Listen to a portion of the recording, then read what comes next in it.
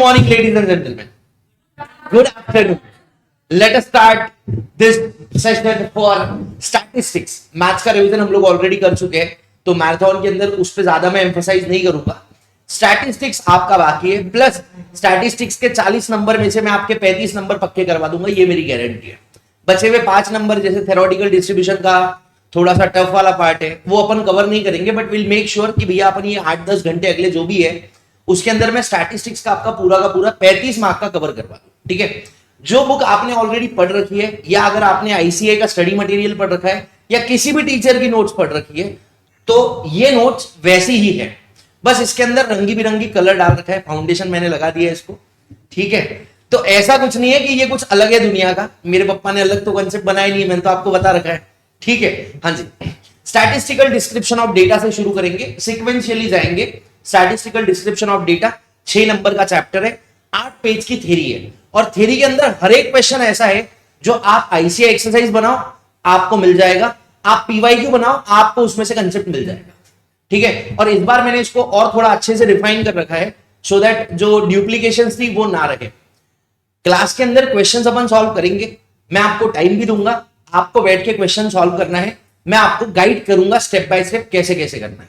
ठीक है, तीसरी चीज, मैराथन मेरे लिए नहीं है, मेरा एग्जाम नहीं है, तो अगर बैठ के मजे आपको करने हैं तो वो मत करिए, थोड़े से एफर्ट्स लगाइए सो दैट ये आपके लिए ज्यादा बेनिफिशियल रहे. अगर आप जो मैं बोल रहा हूं उसके साथ मेरे साथ चलोगे तो आई गारंटी यू कि अगले 1-1.25 घंटे के अंदर अपन 6 नंबर का जो चैप्टर है स्टैटिस्टिकल डिस्क्रिप्शन ऑफ डेटा इतने तगड़े में कवर करेंगे कि आप आईसीआई के 72 क्वेश्चंस, पास्ट एग्जाम क्वेश्चंस जो लगभग 150 है इस चैप्टर के, नवंबर 2006 से लेके तो जून 2023 तक, या फिर आप अगर एडिशनल क्वेश्चन बैंक भी उठाओगे तो आपका पूरा का पूरा 100% कवरेज हो जाएगा. ठीक है, चलिए तो शुरू करते हैं, श्री गणेश करते हैं स्टैटिस्टिकल डिस्क्रिप्शन ऑफ डेटा का. अरे भाई कहां बीच में आ गया ये, अरे भाई रुक जाओ. स्टैटिस्टिकल डिस्क्रिप्शन ऑफ डेटा, हाँ चलो, पूरा का पूरा थ्योरी चैप्टर है. 2-3 टाइप के क्वेश्चंस आते हैं जो प्रैक्टिकल होते हैं, जैसे फ्रीक्वेंसी ढूंढना, या वो number of world cup matches, agricultural labours, industrial labour. तो सारे के सारे ना मैंने लास्ट पेज में क्वेश्चंस डाल रखे हैं जो क्वेश्चंस आते हैं. ये 2 टाइप के क्वेश्चंस, ये दोनों टाइप के क्वेश्चंस अपने लगभग 20 से 25 मिनट खाएंगे, और ये 2 क्वेश्चंस में सब कवर हो जाएगा. मतलब इसके अलावा कुछ और नहीं आ सकता. इससे हार्ड तो बिल्कुल ही नहीं, इससे इजी आएगा जो भी आएगा. ठीक है, डन. चलो शुरू करते हैं स्टैटिस्टिकल डिस्क्रिप्शन ऑफ डेटा का चैप्टर, स्टैटिस्टिक्स का chapter number 1, statistical description of data.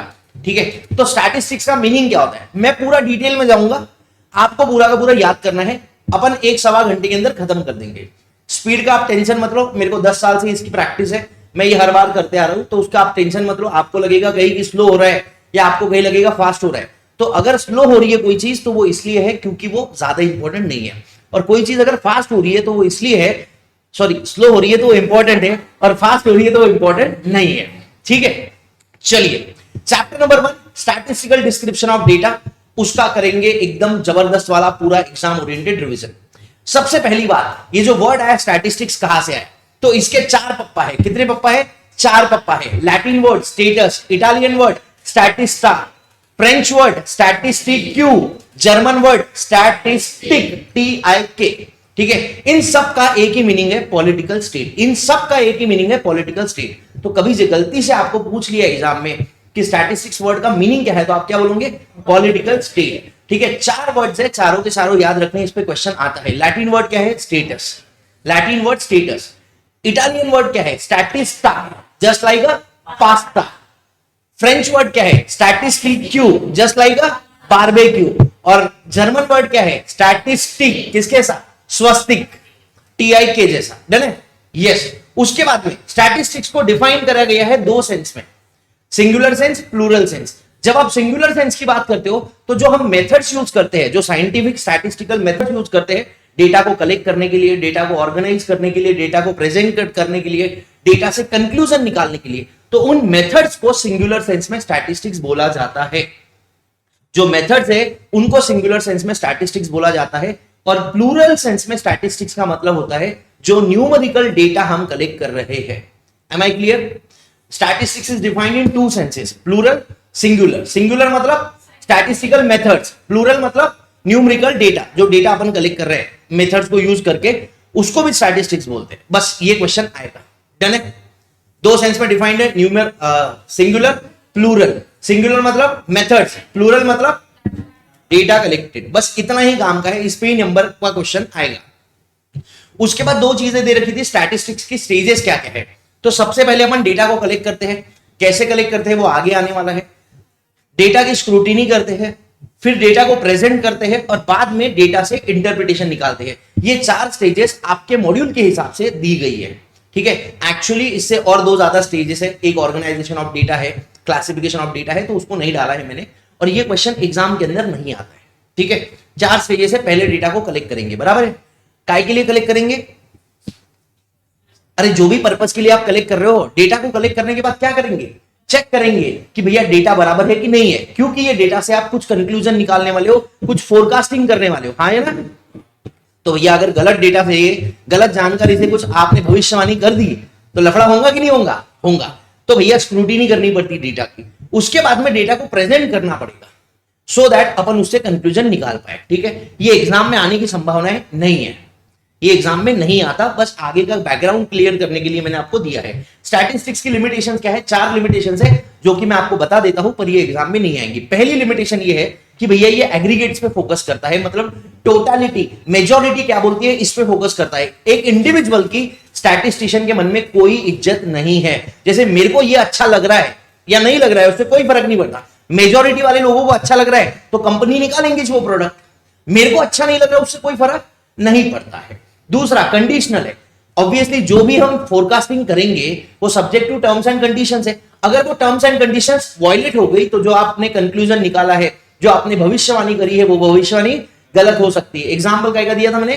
Covid का।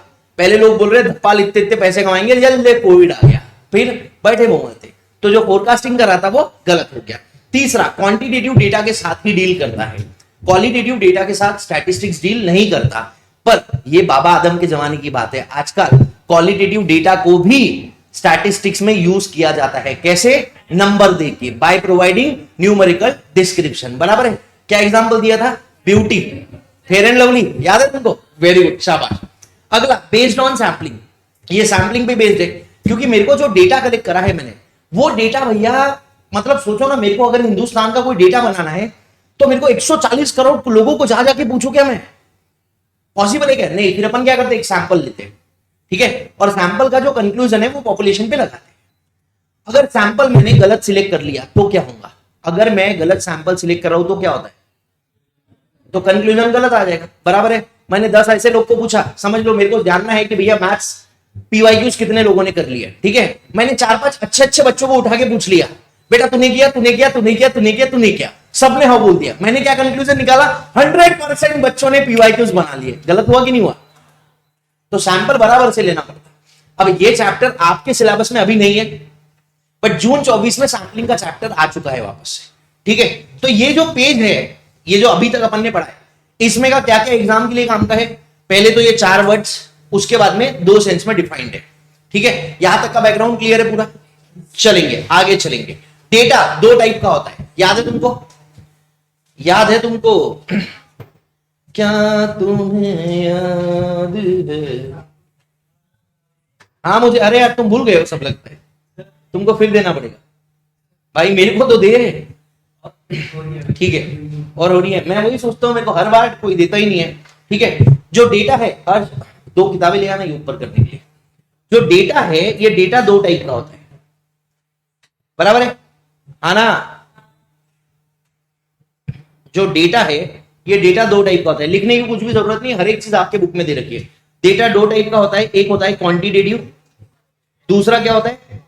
क्वालिटेटिव, दूसरा होता है क्वालिटेटिव, ठीक है। क्वांटिटेटिव डेटा में कैरेक्टरिस्टिक्स को क्या बोलते हैं? वेरिएबल। क्वालिटेटिव डेटा की कैरेक्टरिस्टिक्स को क्या बोलते हैं? एट्रीब्यूट्स। क्या बोलते हैं? एट्रीब्यूट्स। याद रखना मेरे साथ चीजें। डेटा 2 टाइप का होता है, एक क्वांटिटेटिव, दूसरा क्वालिटेटिव। क्वांटिटेटिव मतलब क्या? जिसको गिन सकते हैं, बराबर है, 2 हाथ, 4 लड़के, 5 लड़कियां, बराबर। क्वालिटेटिव क्या है? जो क्वालिटी के बेसिस पे रहता है, जिसको गिन नहीं सकते, मतलब मैं 2.5 किलो सुंदर हूं, ठीक है, ऐसा होता है क्या? नहीं। कोई सुंदर किलो में होता है? नहीं। लीटर्स में? नहीं। तो क्वालिटी वो चीज है, क्वालिटेटिव डेटा वो है जिसको आप मेजर नहीं कर सकते हो, ठीक है ना। क्वांटिटेटिव डेटा को कार्डिनल डेटा भी कहते हैं और क्वालिटेटिव डेटा को ऑर्डिनल डेटा भी कहते हैं। अब ये जब मैंने आपको पहले पढ़ाया था ना, जब रेगुलर क्लास में, तब ये कार्डिनल का लॉजिक मैंने आपको बहुत बढ़िया से रटवाया था। अब रटवाने की जरूरत नहीं है। क्यों होता है? अब आपने सेट थ्योरी कर रखा है। सेट थ्योरी में अपन क्या निकालते? कार्डिनल नंबर बताओ। कार्डिनल नंबर मतलब जो नंबर गिन सकते हैं। तो जिस चीज को गिन सकते हैं क्वांटिटेटिव, उसको क्या बोलते हैं? Cardinal data. जिसको गिन नहीं सकते उसको क्या बोलते हैं? Ordinal data. बराबर है? ठीक है। इसके नहीं, अच्छा ऊपर रख। मैं बोला भैया क्या हो गया? धन्यवाद। आज मेरी पीठ बहुत थैंक यू बोल रही है। 1 मिनट रुक जाइए। चलो ठीक है भाई। अब इसका है ना, मैंने बहुत सारी चीजें दे रखी है। देखो यहां पे क्वांटिटेटिव डेटा कार्डिनल डेटा है। इसको क्या बोलते हैं? Express numerically. इसकी कैरेक्टरिस्टिक्स का नाम क्या है? वेरिएबल है। बराबर है? क्वांटिटेटिव कैरेक्टरिस्टिक्स को वेरिएबल बोलते हैं। वेरिएबल दो टाइप के होते हैं, याद है तुमको? Discrete, continuous. वेरिएबल दो टाइप के होते हैं, डिस्क्रीट, कंटीन्यूअस। डिस्क्रीट वेरिएबल मतलब जो सिर्फ होल नंबर ले सकता है। कंटीन्यूअस मतलब जो फ्रैक्शन भी ले सकता है। ठीक है। अब यहां पे ये सारी चीजें तो आपके बुक में भी थी, अब इस बार ये नया ऐड कर दिया है। Number of students discrete variable है, हाँ ना। अब जब मैं पहली बार पढ़ा रहा था तब मैं तुमको बोल रहा था बेटा इस पे ध्यान दो, बेटा इस पे ध्यान दो, बेटा इस पे ध्यान दो। तुम ध्यान देने का नाम लेते ही नहीं थे क्योंकि तुमको पता ही नहीं था ये जरूरी है। बट अभी मैं बता रहा हूं आपको, अगर आपने क्वेश्चन सॉल्व करे तो इस पे से क्वेश्चन कितने हैं? नेशनलिटी ऑफ अ स्टूडेंट, ठीक है, drinking habit of a person, beauty of a person, है ना, क्वेश्चन आते हैं ना। मतलब अब ये इंपॉर्टेंट हो गया है, ठीक है। तो भैया देखो डिस्क्रीट वेरिएबल मतलब वो चीज जो गिनी जा सकती है प्लस जो होल नंबर भी हो सकती है। जैसे नंबर ऑफ स्टूडेंट्स, 2.5 बच्चे हैं क्या किसी के? वो तो एक बिल्ली को हुए थे। तुमको याद है ना, एक बिल्ली को 2.5 बच्चे हुए थे, आधा रखना था, रखते क्या? भूल गए? ठीक है। हाँ, number of misprints in a book, number of accidents, ठीक है। मार्क्स ऑफ अ स्टूडेंट, मैंने आपको बताया था marks of a student discrete variable है। जो सर बचपन में हमको 2.5 मार्क देते थे, 12.5 मार्क देते थे, वो टीचर आपको बचपन में बच्चा बनाते थे, ठीक है। Annual income of a person, एक इंसान की एनुअल इनकम डिस्क्रीट वेरिएबल होती है। जैसे जब भी कोई आदमी अपनी इनकम बताता है ना तो बोलता है 11 lakh per annum, 12 lakh per annum, LPA lakhs per annum, ठीक है। कोई ऐसा नहीं बोलता कि मेरी सैलरी 12,36,512 रुपए 80 पैसे है। सुना है आपने? नहीं। एक इंसान की एनुअल इनकम डिस्क्रीट वेरिएबल होता है। बट अगर कंपनी के प्रॉफिट की बात कर रहे हो, अगर आप कंपनी के प्रॉफिट की बात कर रहे हो तो वो कंटिन्यूअस वेरिएबल होता है। याद रखना ये चीज, कंफ्यूज करती है बाद में। Annual income of a person discrete variable, company का प्रॉफिट कंटिन्यूअस वेरिएबल, डन है। चलो okay. Number of shares distributed, shares कितने डिस्ट्रीब्यूट करते हैं, ये भी होल नंबर में ही होता है।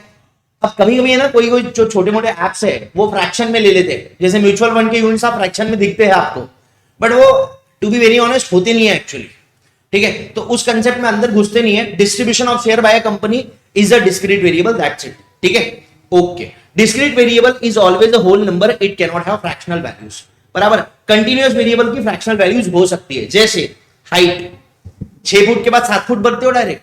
नहीं ना। वेट 150 के बाद 151 होता है क्या? नहीं। 150 किलो 200 ग्राम भी होता है।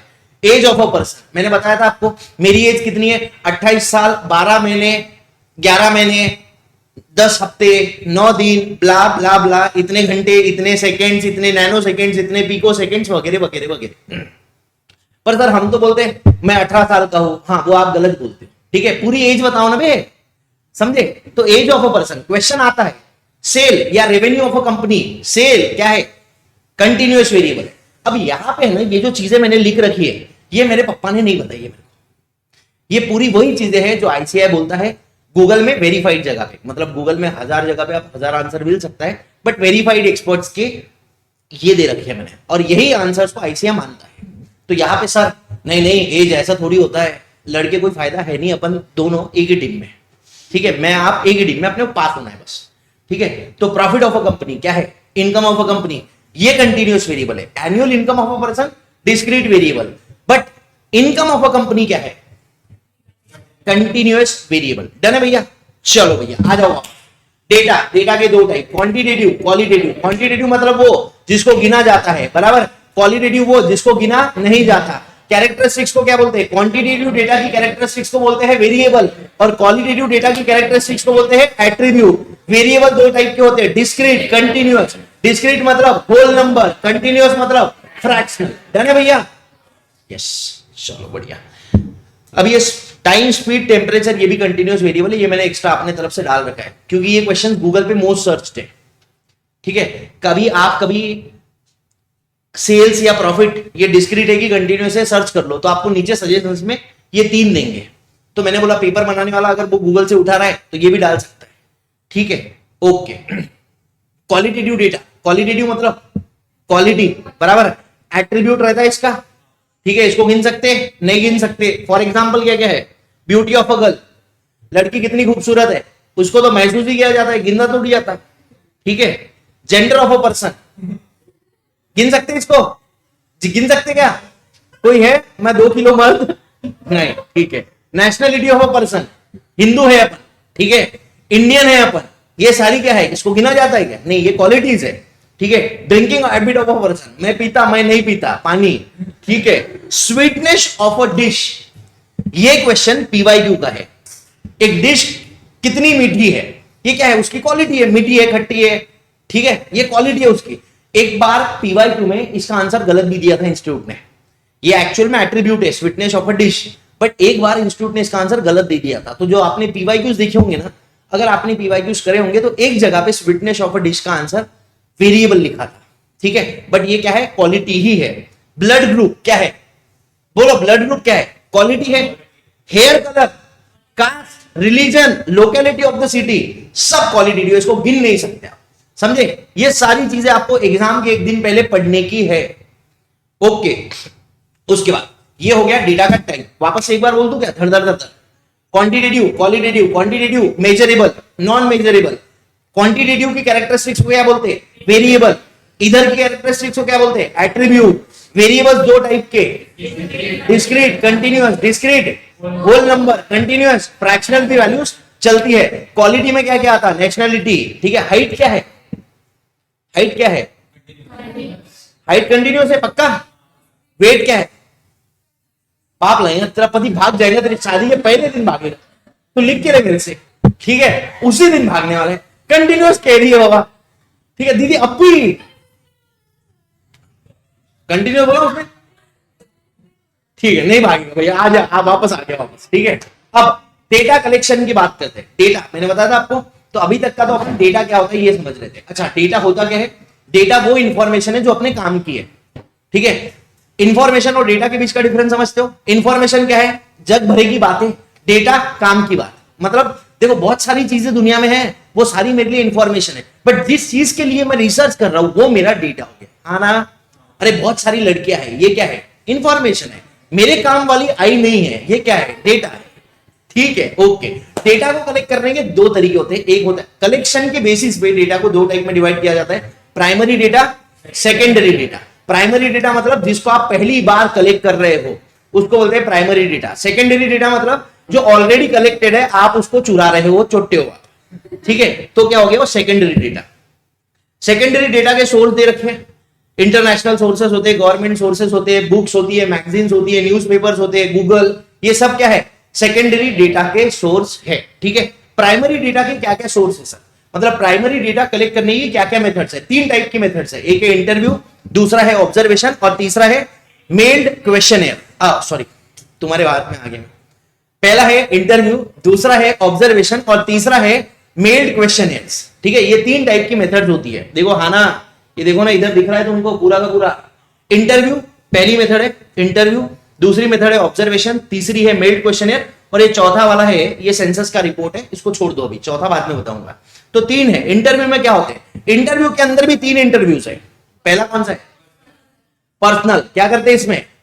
पर्सनल इंटरव्यू में क्या करते हैं भैया? जो आदमी से इंफॉर्मेशन चाहिए सीधा उसको जाके पूछ लिया, बता तेरे को मैं अच्छा लगता कि नहीं, बराबर। ये पर्सनल इंटरव्यू है। यहाँ पे जो आंसर आएगा ये सबसे ज्यादा एक्यूरेट रहेगा, बट कितनियों को जा जाके पूछोगे? बहुत एक्सपेंसिव है ये। ठीक है ना? प्लस आप वाइड कवरेज नहीं कर सकते, 3-4 को ही पूछ सकते हैं, बराबर। इनडायरेक्ट क्या हो गया?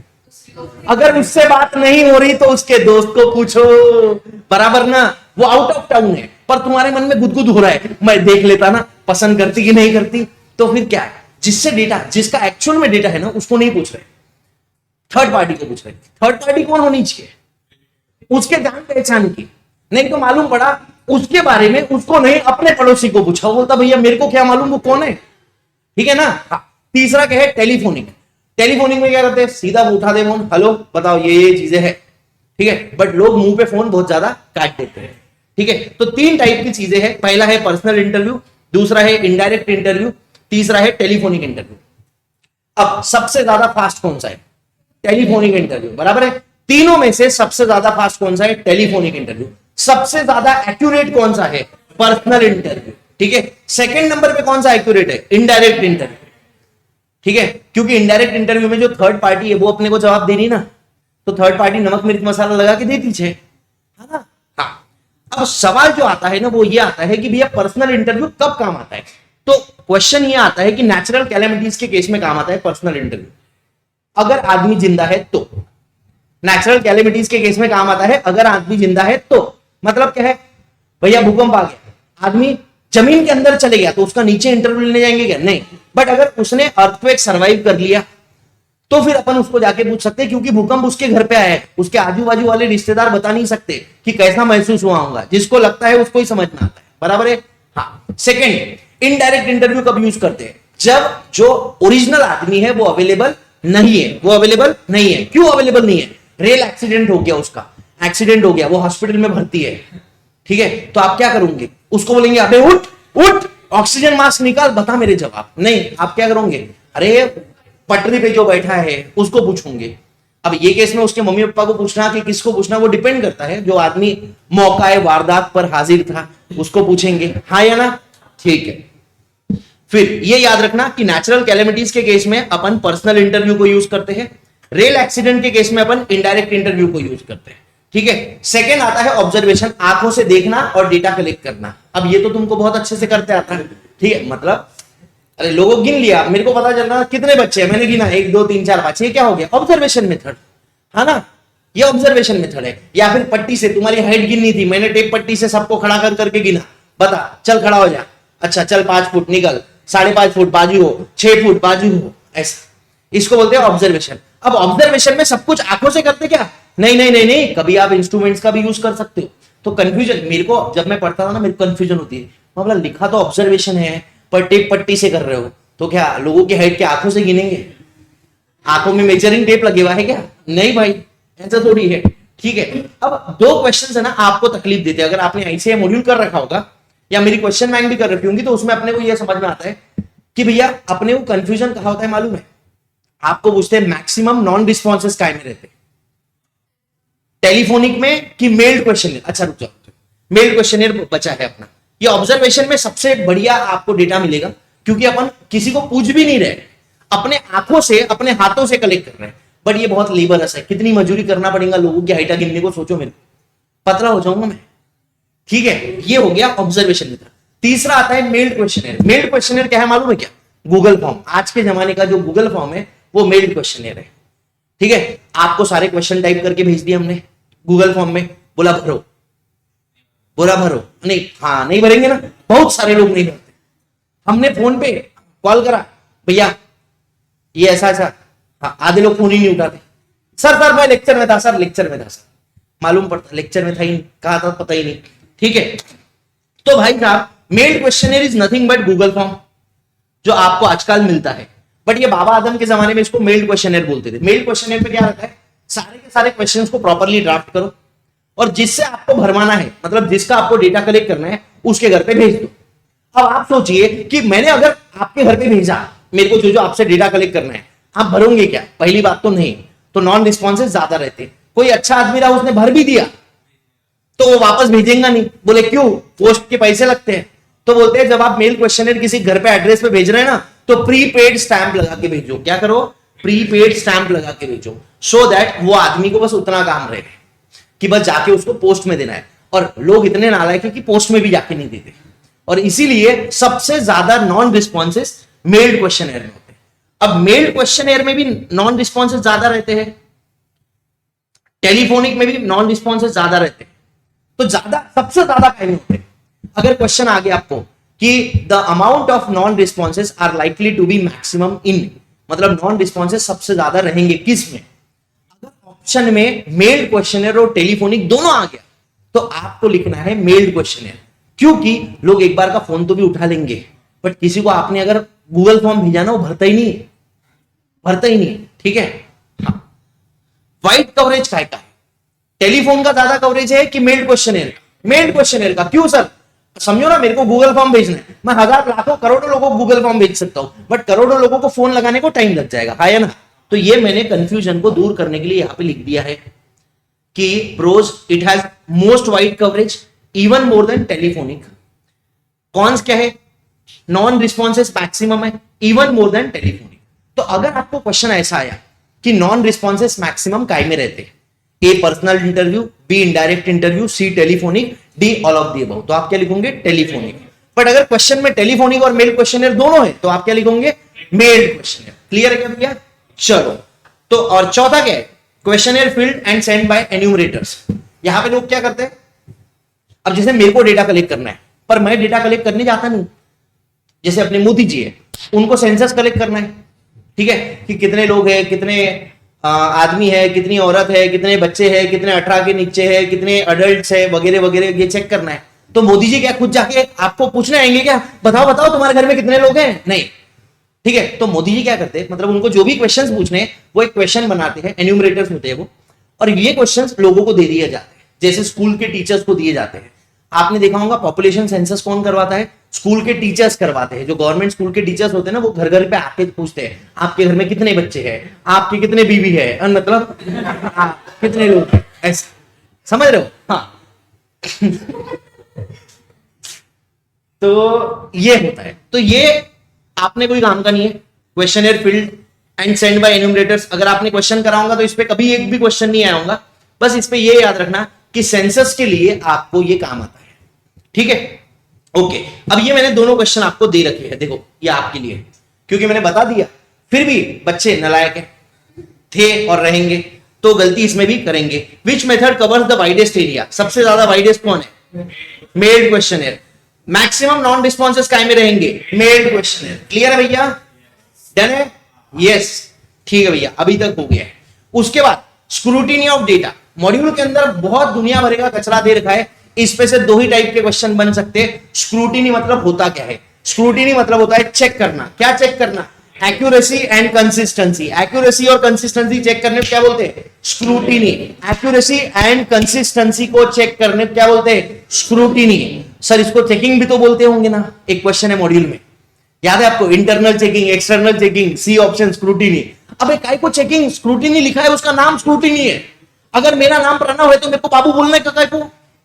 जिसका नाम स्क्रूटिनी है उसको चेकिंग नहीं बोलना। सर पर मीनिंग तो एक ही होता ना, वो अलग बात है। ठीक है, तो स्क्रूटिनी में क्या करते हैं? चेक करते हैं काय को? एक्यूरेसी और दूसरा कंसिस्टेंसी। डन है भैया? सेकेंड चीज, स्क्रूटिनी अगर आपको करनी है तो आपको लगेंगी 2 से ज्यादा रिलेटेड सीरीज। स्क्रूटिनी अगर आपको करनी है या इंटरनल कंसिस्टेंसी चेक करनी है तो आपको 2 और मोर रिलेटेड सीरीज लगती है। दिमाग के अंदर फिट कर लो, क्वेश्चन है इसका।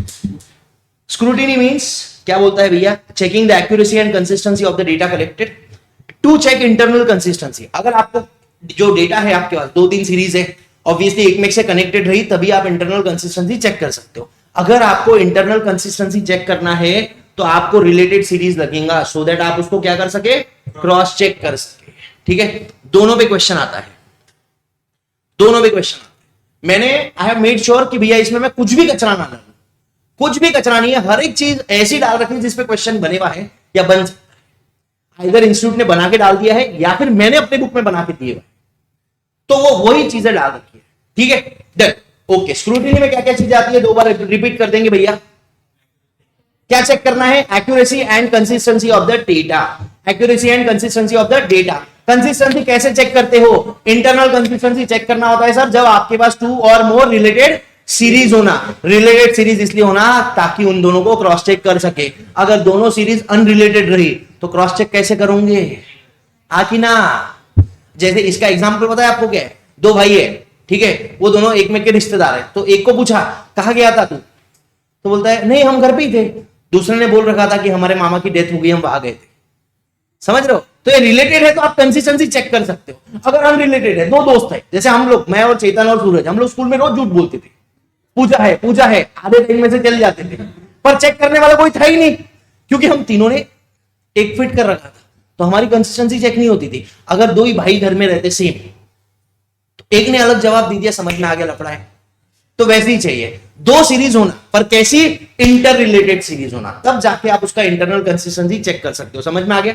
ठीक है, ओके। उसके बाद क्लासिफिकेशन ऑफ डेटा। क्लासिफिकेशन पढ़ने के पहले क्वेश्चन आता है, there are dash type of classification. 4 type का क्लासिफिकेशन होता है डेटा का। कितने टाइप का? 4 टाइप का।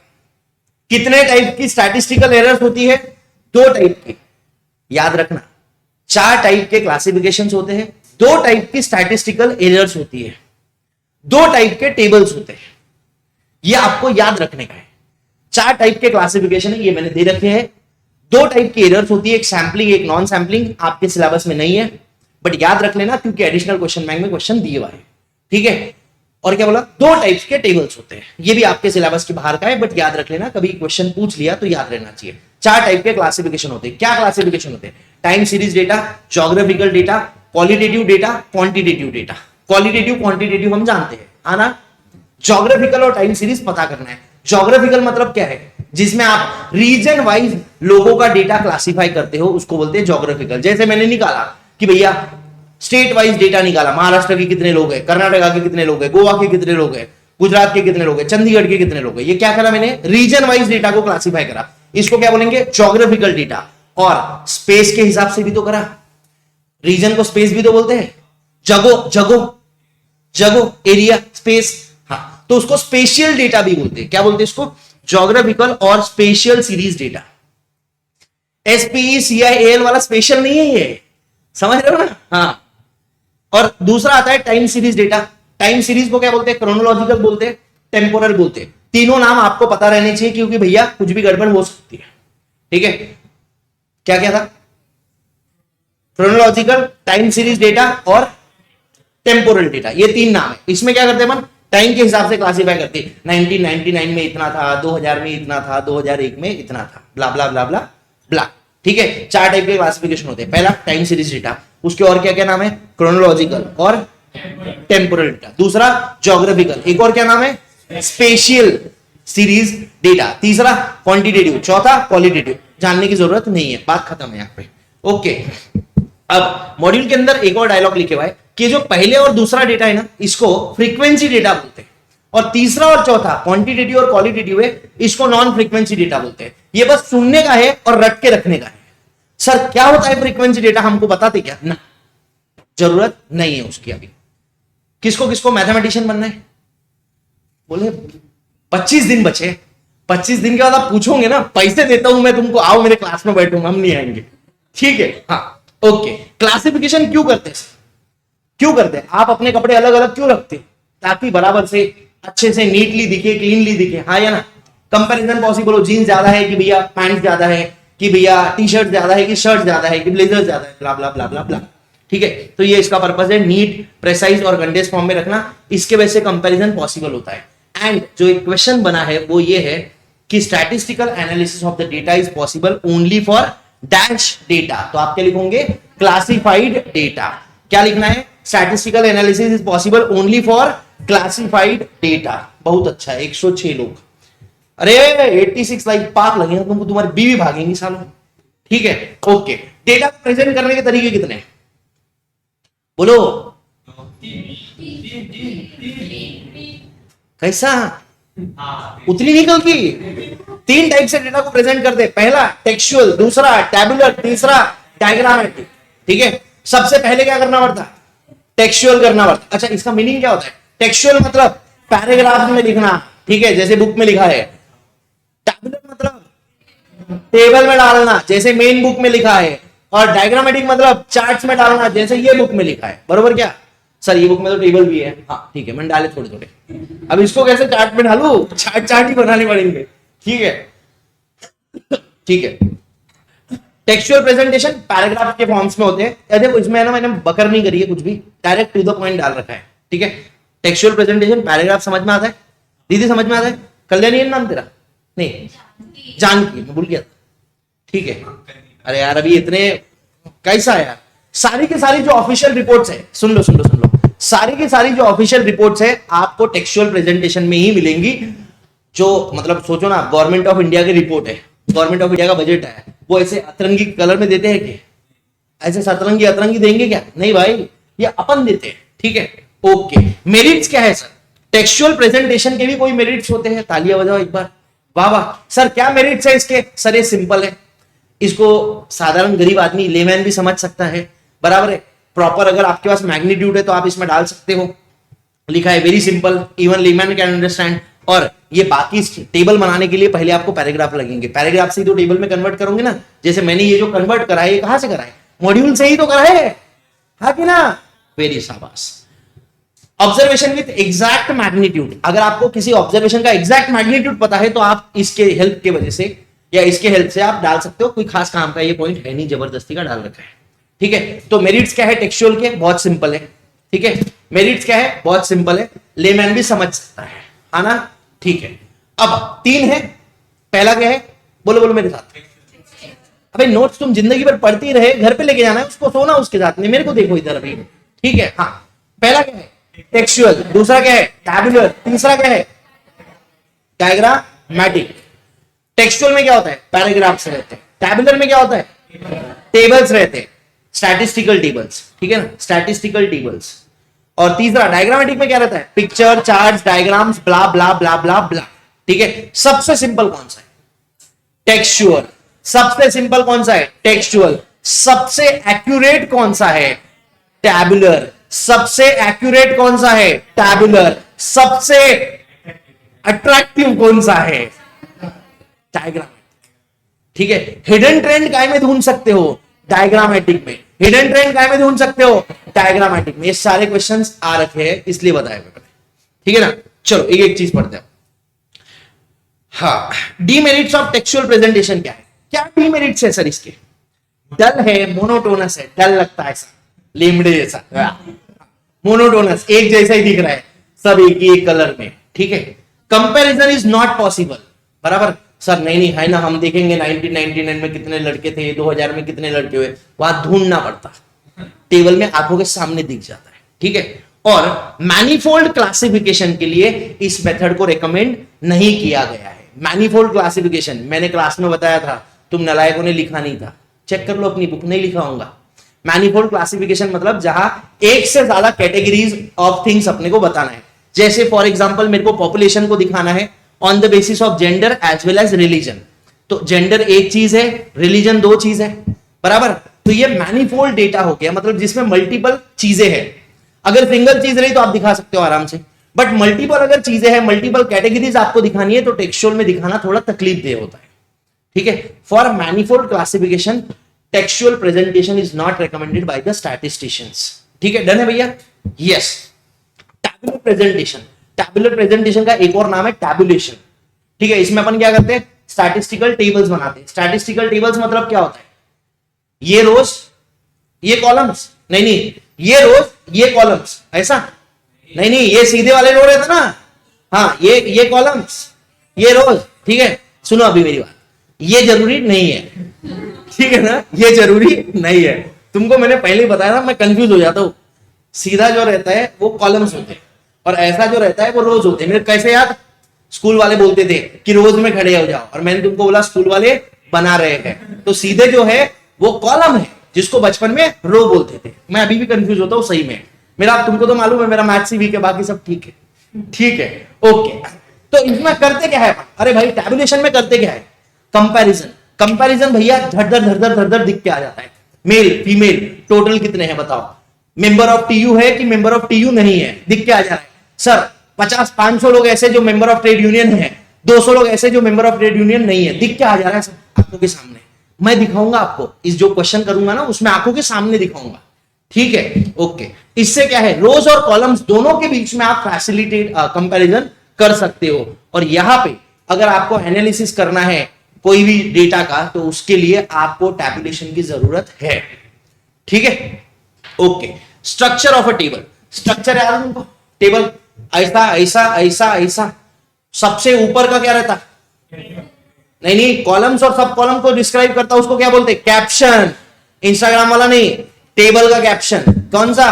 जो कॉलम्स और सब कॉलम को डिस्क्राइब करता। देखो देखो देखो, मैं बताता हूं। अरे मैंने गायब कर दिया रे।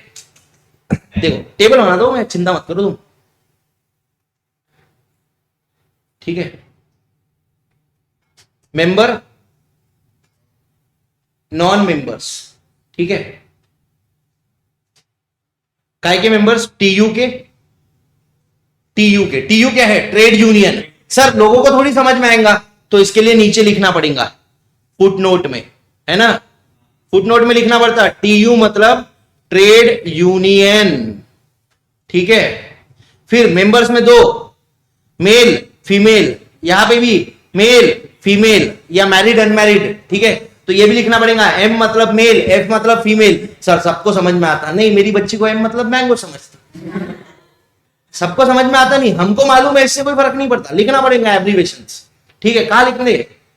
फुटनोट में। अगर कोई भी चीज टेबल में सेल्फ एक्सप्लेनेटरी नहीं रही तो उसको कहां लिखेंगे? फुटनोट, ठीक है। ओके, ऊपर लिखा रहता यूनिट्स, लिखा रहता ना, इन रुपीज, इन थाउजेंड्स, इन लैक्स, बराबर है। इसको क्या बोलते हैं? Units of measurement. ये जो पूरा ऊपर का रहता है, जो कॉलम्स को डिस्क्राइब कर रहा, ये कॉलम्स है ना, हाँ, ये कॉलम्स को डिस्क्राइब कर रहा, उसको क्या बोलते हैं? कैप्शन।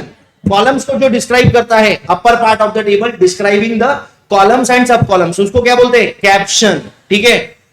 कैप्शन, टेबल का टाइटल, टेबल का नंबर, टेबल के जो यूनिट्स ऑफ मेजरमेंट है वो, ये सब मिला के क्या बनता है? Box head. क्या बनता है? बॉक्स हेड, ठीक है। ओके, उसके बाद जिसमें एक्चुअल में नंबर्स रहते हैं उसको क्या बोलते हैं? बॉडी। उसको क्या बोलते हैं? बॉडी। और लेफ्ट साइड वाला पार्ट, ये वाला पार्ट, इसको बोलते हैं स्टब, ठीक है। अब एक सवाल जो हमेशा बच्चों के दिल में आता है, सर यहां तो लिखा रहता ईयर, और यहां लिखेंगे 1995, यहां लिखेंगे 2000, तो ये जो ईयर है ना, इसको बोलते हैं स्टब का हेड। ये स्टब की हेडिंग है और ये स्टब की एंट्रीज है। क्या है ये स्टब की हेडिंग है और ये स्टब की एंट्रीज है। ये पूरा मिला के स्टब बनता है, ठीक है। ये समझा तो अच्छी बात है, नहीं समझा तो मैं बता रहा हूं, ये चीजें, इतनी जो चार चीजें ना, इसको याद कर लेना, ठीक है। कैप्शन क्या है? Upper part of the table, जो कॉलम्स और सब कॉलम्स को डिस्क्राइब करता है, ठीक है। अब आईसीआई के बुक में भी इसका क्वेश्चन है, पीवाईक्यू में भी इसका क्वेश्चन है। आईसीआई के बुक में सेम क्वेश्चन आया हुआ है, अपर पार्ट, बीच में लोअर पार्ट, मिडल पार्ट, और लास्ट वाला ऑप्शन है upper part that describes columns and सब कॉलम्स। तो आपने डी ऑप्शन टिक करा। पीवाईक्यू के अंदर इसका क्वेश्चन है, सेम टू सेम क्वेश्चन है, बट डी वाला जो ऑप्शन है ना, वो ऑप्शन में रोज एंड सब रोज डाल दिया है, तो उसका आंसर डी नहीं आएगा, उसका आंसर आ जाएगा सिर्फ और सिर्फ A, upper part. D option में क्या है? Upper part that describes rows and sub रोज।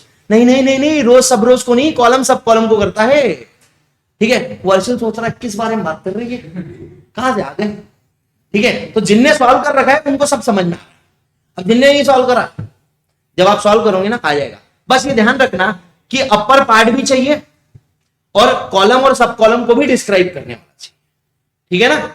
ये हो गया कैप्शन। दूसरा क्या है? बॉक्स हेड, पूरा का पूरा अपर पार्ट, जिसके अंदर कैप्शन आ गया, जिसके अंदर यूनिट्स ऑफ मेजरमेंट आ गए, जिसमें अंदर टेबल का नंबर आ गया, टेबल का टाइटल आ गया, डन है। बॉडी मतलब मेन पार्ट, जिसमें नंबर्स रहते हैं, न्यूमेरिकल फिगर्स रहती है। और उसके बाद स्टब मतलब क्या? लेफ्ट पार्ट, जो रोज एंड सब रोज को डिस्क्राइब करता है, बराबर है। स्टब हेड और स्टब एंट्रीज आपके काम का नहीं है, मेरे को थोड़ा सा ज्ञान पेलना था इसलिए मैंने पेल दिया, ठीक है। Okay sir. सर टेबल के कितने पार्ट होते हैं? 4। टेबल के 4 पार्ट्स होते हैं। अब आईसीआई ने इस बार भसड़ मचा दी है, 5 लिखते हैं। पुरानी मॉड्यूल में 4 पार्ट था, इस बार भसड़ मचा दी है, 5 पार्ट्स कर दिए। मैंने ग्रुप के अंदर शायद ऑडियो भी डाला था इसका, ठीक है। हमने क्या करना, आप पूरे दुनिया के अंदर किसी भी इंसान को पूछ लो जिसको स्टैटिस्टिक्स समझ में आता है, उसने बोला 4 पार्ट है, उसने 5वां बोल दिया तो उसको चप्पल से मारने मेरी तरफ से, ठीक है ना। मतलब ऊपर से आर्यभट्ट भी आके बोले ना 5 पार्ट्स होते, मैं नहीं मानता। अरे भाई 4 ही पार्ट्स है, वो फुटनोट जो नीचे का है ना, वो पार्ट नहीं है उसका टेबल का, कहीं पे भी कोई भी इंसान नहीं देगा। हाँ, आप गूगल पे जाके चेक कर लूंगी तो मैं गूगल पे 7 पार्ट लिख देता हूं, ठीक है ना। मैं अपने वेबसाइट पे लिख देता हूं 7 पार्ट है, गूगल पे थोड़ा सा उसको एसईओ लगवा देता तो रैंक कर लेगा ऊपर, ठीक है। तो इट डजंट मैटर, 4 पार्ट्स होते हैं, 4 पार्ट्स थे, 4 ही पार्ट्स रहेंगे। ठीक है। फुटनोट क्या है? फुटनोट टेबल के अंदर नहीं आता, फुटनोट टेबल के अंदर नहीं आता, नीचे की चीजें है वो, ठीक है। ओके, तो ये तीन चीजें हैं। एक होता है हेड नोट जो सर के ऊपर देते हैं, उसमें क्या लिखता है? Units of measurement. इसमें क्या लिखा जाता है? Units of measurement. Source note क्या होता है? जहां से डेटा आपने उठाया है। और फुट नोट कहां होता है? फुट नोट के अंदर आप ऐसी चीजें लिखते हो जो सेल्फ एक्सप्लेनेटरी नहीं है। तो जो लोग 5 बोलते हैं ना, बोले फुट नोट भी आता है, फिर 5 क्यों भैया? 6, 5, 6, 7, 7 आते, 7 लिखो। 5 कहां से लाए तुमने? रैंडम आंकड़ा कहीं से भी? ऐसे नहीं होता है, ठीक है ना। तो लिखना है तो पूरा, नहीं तो मत लिखो। डन भैया। टेबल के 4 पार्ट होते हैं, फाइंड होते, ठीक है। मेरे से जिसने कोर्स ले रखा है और आपने मेरे को पैसे दे रखे तो वो 4 पार्ट लिखना, ठीक है। अगर कोई होशियार है 5 पार्ट लिख, भाई मेरा कुछ नहीं जा रहा। और वैसे ये एग्जाम में क्वेश्चन आने की पॉसिबिलिटी 0.00001% है, तो इस पे इतनी चर्चा करके फायदा है नहीं। आप 4 पार्ट लिखो, भगवान पे भरोसा रखो, मेरे पे भरोसा रखो, 4 पार्ट, ठीक है। ओके, डायग्रामेटिक प्रेजेंटेशन सबसे ज्यादा एक्यूरेट होता है, बराबर है, अट्रैक्टिव होता है। ओके, वो अट्रैक्टिव देख के मैं अट्रैक्ट हो गया ये सबसे ज्यादा अट्रैक्टिव होता है।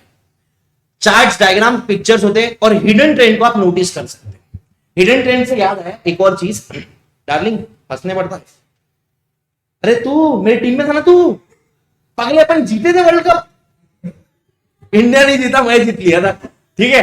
हाँ अच्छा, एक और क्वेश्चन बता रहा हूं, सुन लो। ये डायग्रामेटिक प्रेजेंटेशन, अरे यार क्या है डायग्रामेटिक प्रेजेंटेशन? इसमें ये होता है, ठीक है। डायग्रामेटिक प्रेजेंटेशन की टाइप्स होती है, पर डायग्रामेटिक प्रेजेंटेशन में जाने के पहले मैं आपको 2 चीजें बता देता हूं जो बार बार रिपीटेडली आती है। एक होता है आइडियोग्राफ्स के बारे में, एक क्या है? आइडियोग्राफ्स। याद रख लेना ये चीज, मॉड्यूल में कहीं इसका दूर दूर तक जिक्र नहीं मिलेगा, इसलिए नोट्स में नहीं है।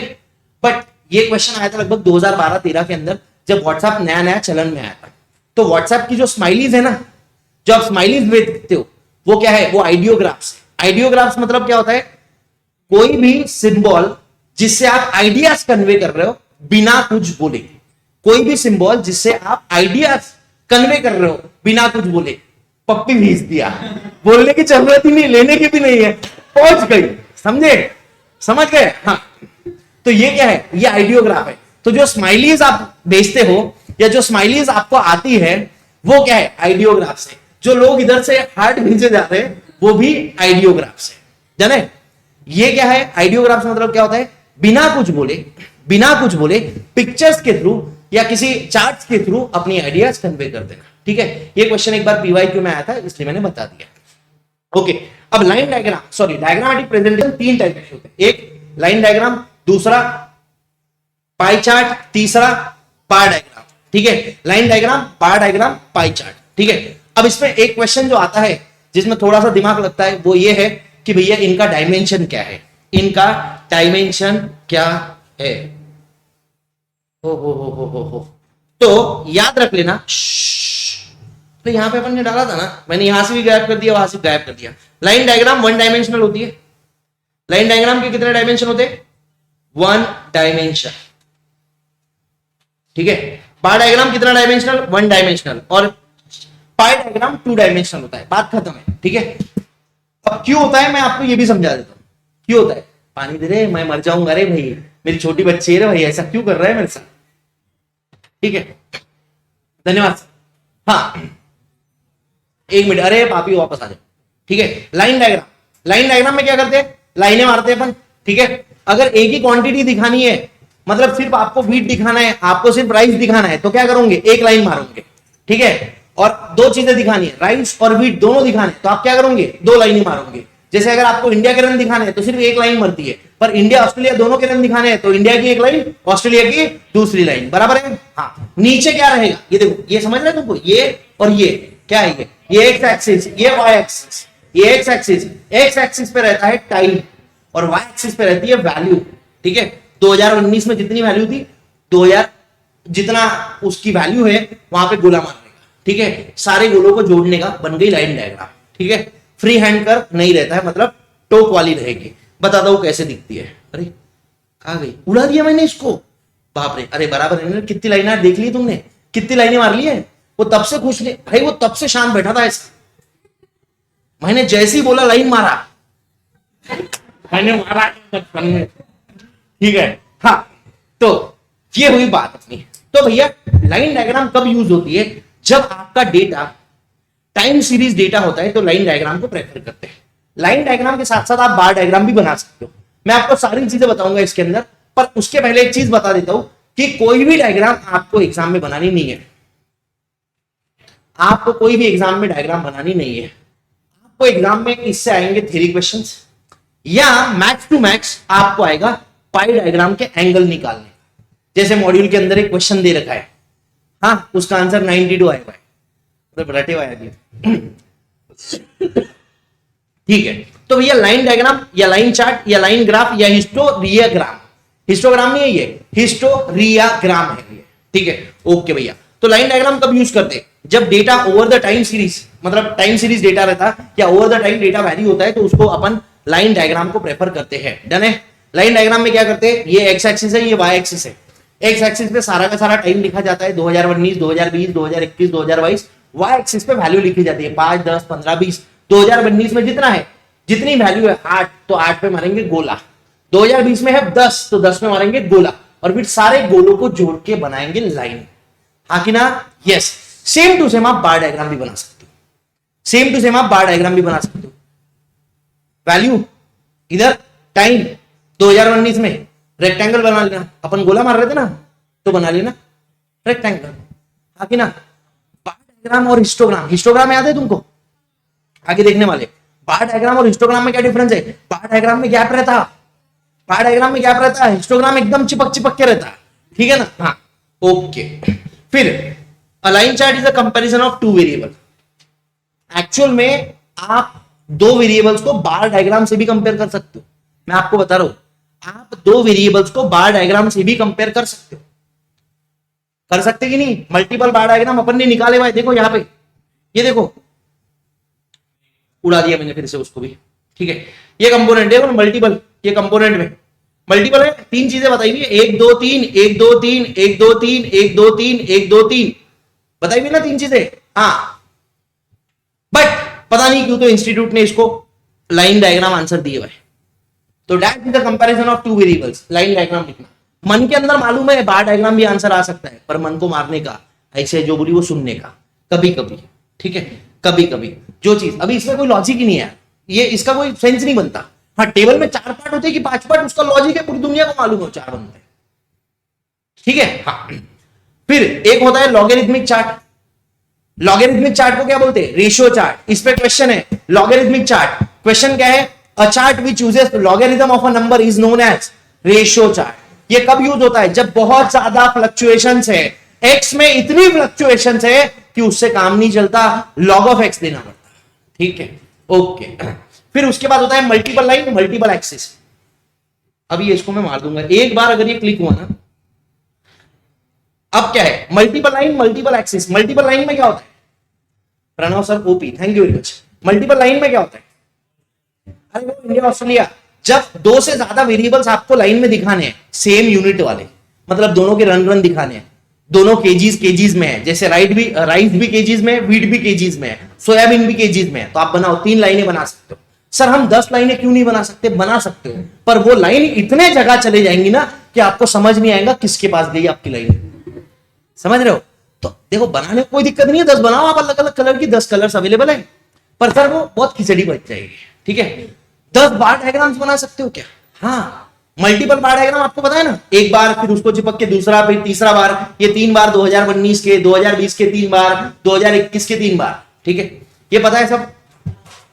तो सर जब 2 से ज्यादा यूनिट्स आपको कंपेयर करने, सुन लो, लाइन डायग्राम 1 या मैक्सिमम 2 वेरिएबल्स है, तो आप लाइन डायग्राम को यूज कर सकते हो। तब भी आप बार डायग्राम को भी यूज कर सकते हो, वो आपके ऊपर है कि लाइन चाहिए कि बार चाहिए। ठीक है, वो आपको डिपेंड करना है कि कहां जाना है, लाइन मारनी है कि बार में जाना है। ठीक है, वो आप डिसाइड कर लेना। हाँ, 3 कंपोनेंट्स है, तब आप लाइन डायग्राम नहीं यूज कर सकते, तब आपको मल्टीपल बार यूज करना पड़ेगा। मल्टीपल बार कैसे दिखता है मैं बता रहा हूं। ये 2019 है, ये 2020 है, इसके 3 बार, 1 दूसरा तीसरा, ये 3 बार से। यहां पे भी 1 दूसरा तीसरा, ऐसे चिपक चिपक के तमीज वाले मैंने बदतमीजी से बनाए। ठीक है, 3 कंपोनेंट्स है, राइस, व्हीट और बाजरा। आपको 10 कंपोनेंट बताने, आप इससे नहीं बना सकते। ठीक है, चलो आपको 5 कंपोनेंट बताने हैं, तो आप इससे नहीं बना सकते हो, मल्टीपल बार डायग्राम से आप नहीं बना सकते हो। जब आपको 3 से ज्यादा कंपोनेंट बताने या 4 से ज्यादा, सोचो ना भैया, 1 2 3 4 5 5 बार बन जाएंगे, बहुत ज्यादा हो जाएगा। फिर उसमें अपन क्या करते हैं, तब अपन यूज करते हैं कंपोनेंट बार चार्ट। उसमें बार एक ही रहता, टुकड़े टुकड़े टुकड़े टुकड़े रहते, जैसा ये दिखा रखा है, देखो यहाँ पे 3 है कंपोनेंट बार चार्ट। अब ये 3 है ना, तो 3 के लिए मैं मल्टीपल बार भी यूज कर सकता था, 3 के लिए मैं मल्टीपल बार भी यूज कर सकता था, बट उसमें एक दिक्कत होती थी, ध्यान से सुनना। अगर 3 मैं बार बना लेता था तो मेरे को एक को दूसरे के साथ कंपेयर कर सकता था मैं, जैसे वीट को मैं राइस के साथ कंपेयर कर सकता था, वीट को मैं अगले साल के वीट के साथ भी कंपेयर कर सकता था। देखो आपके दिमाग में आया क्या, 2019 है, राइस का, वीट का, बाजरा का 3 बार खड़े हुए, 2020 में भी 3 बार खड़े हुए, तो ये 2019 का वीट 2020 के वीट के साथ मैं कंपेयर कर सकता हूं मल्टीपल बार से।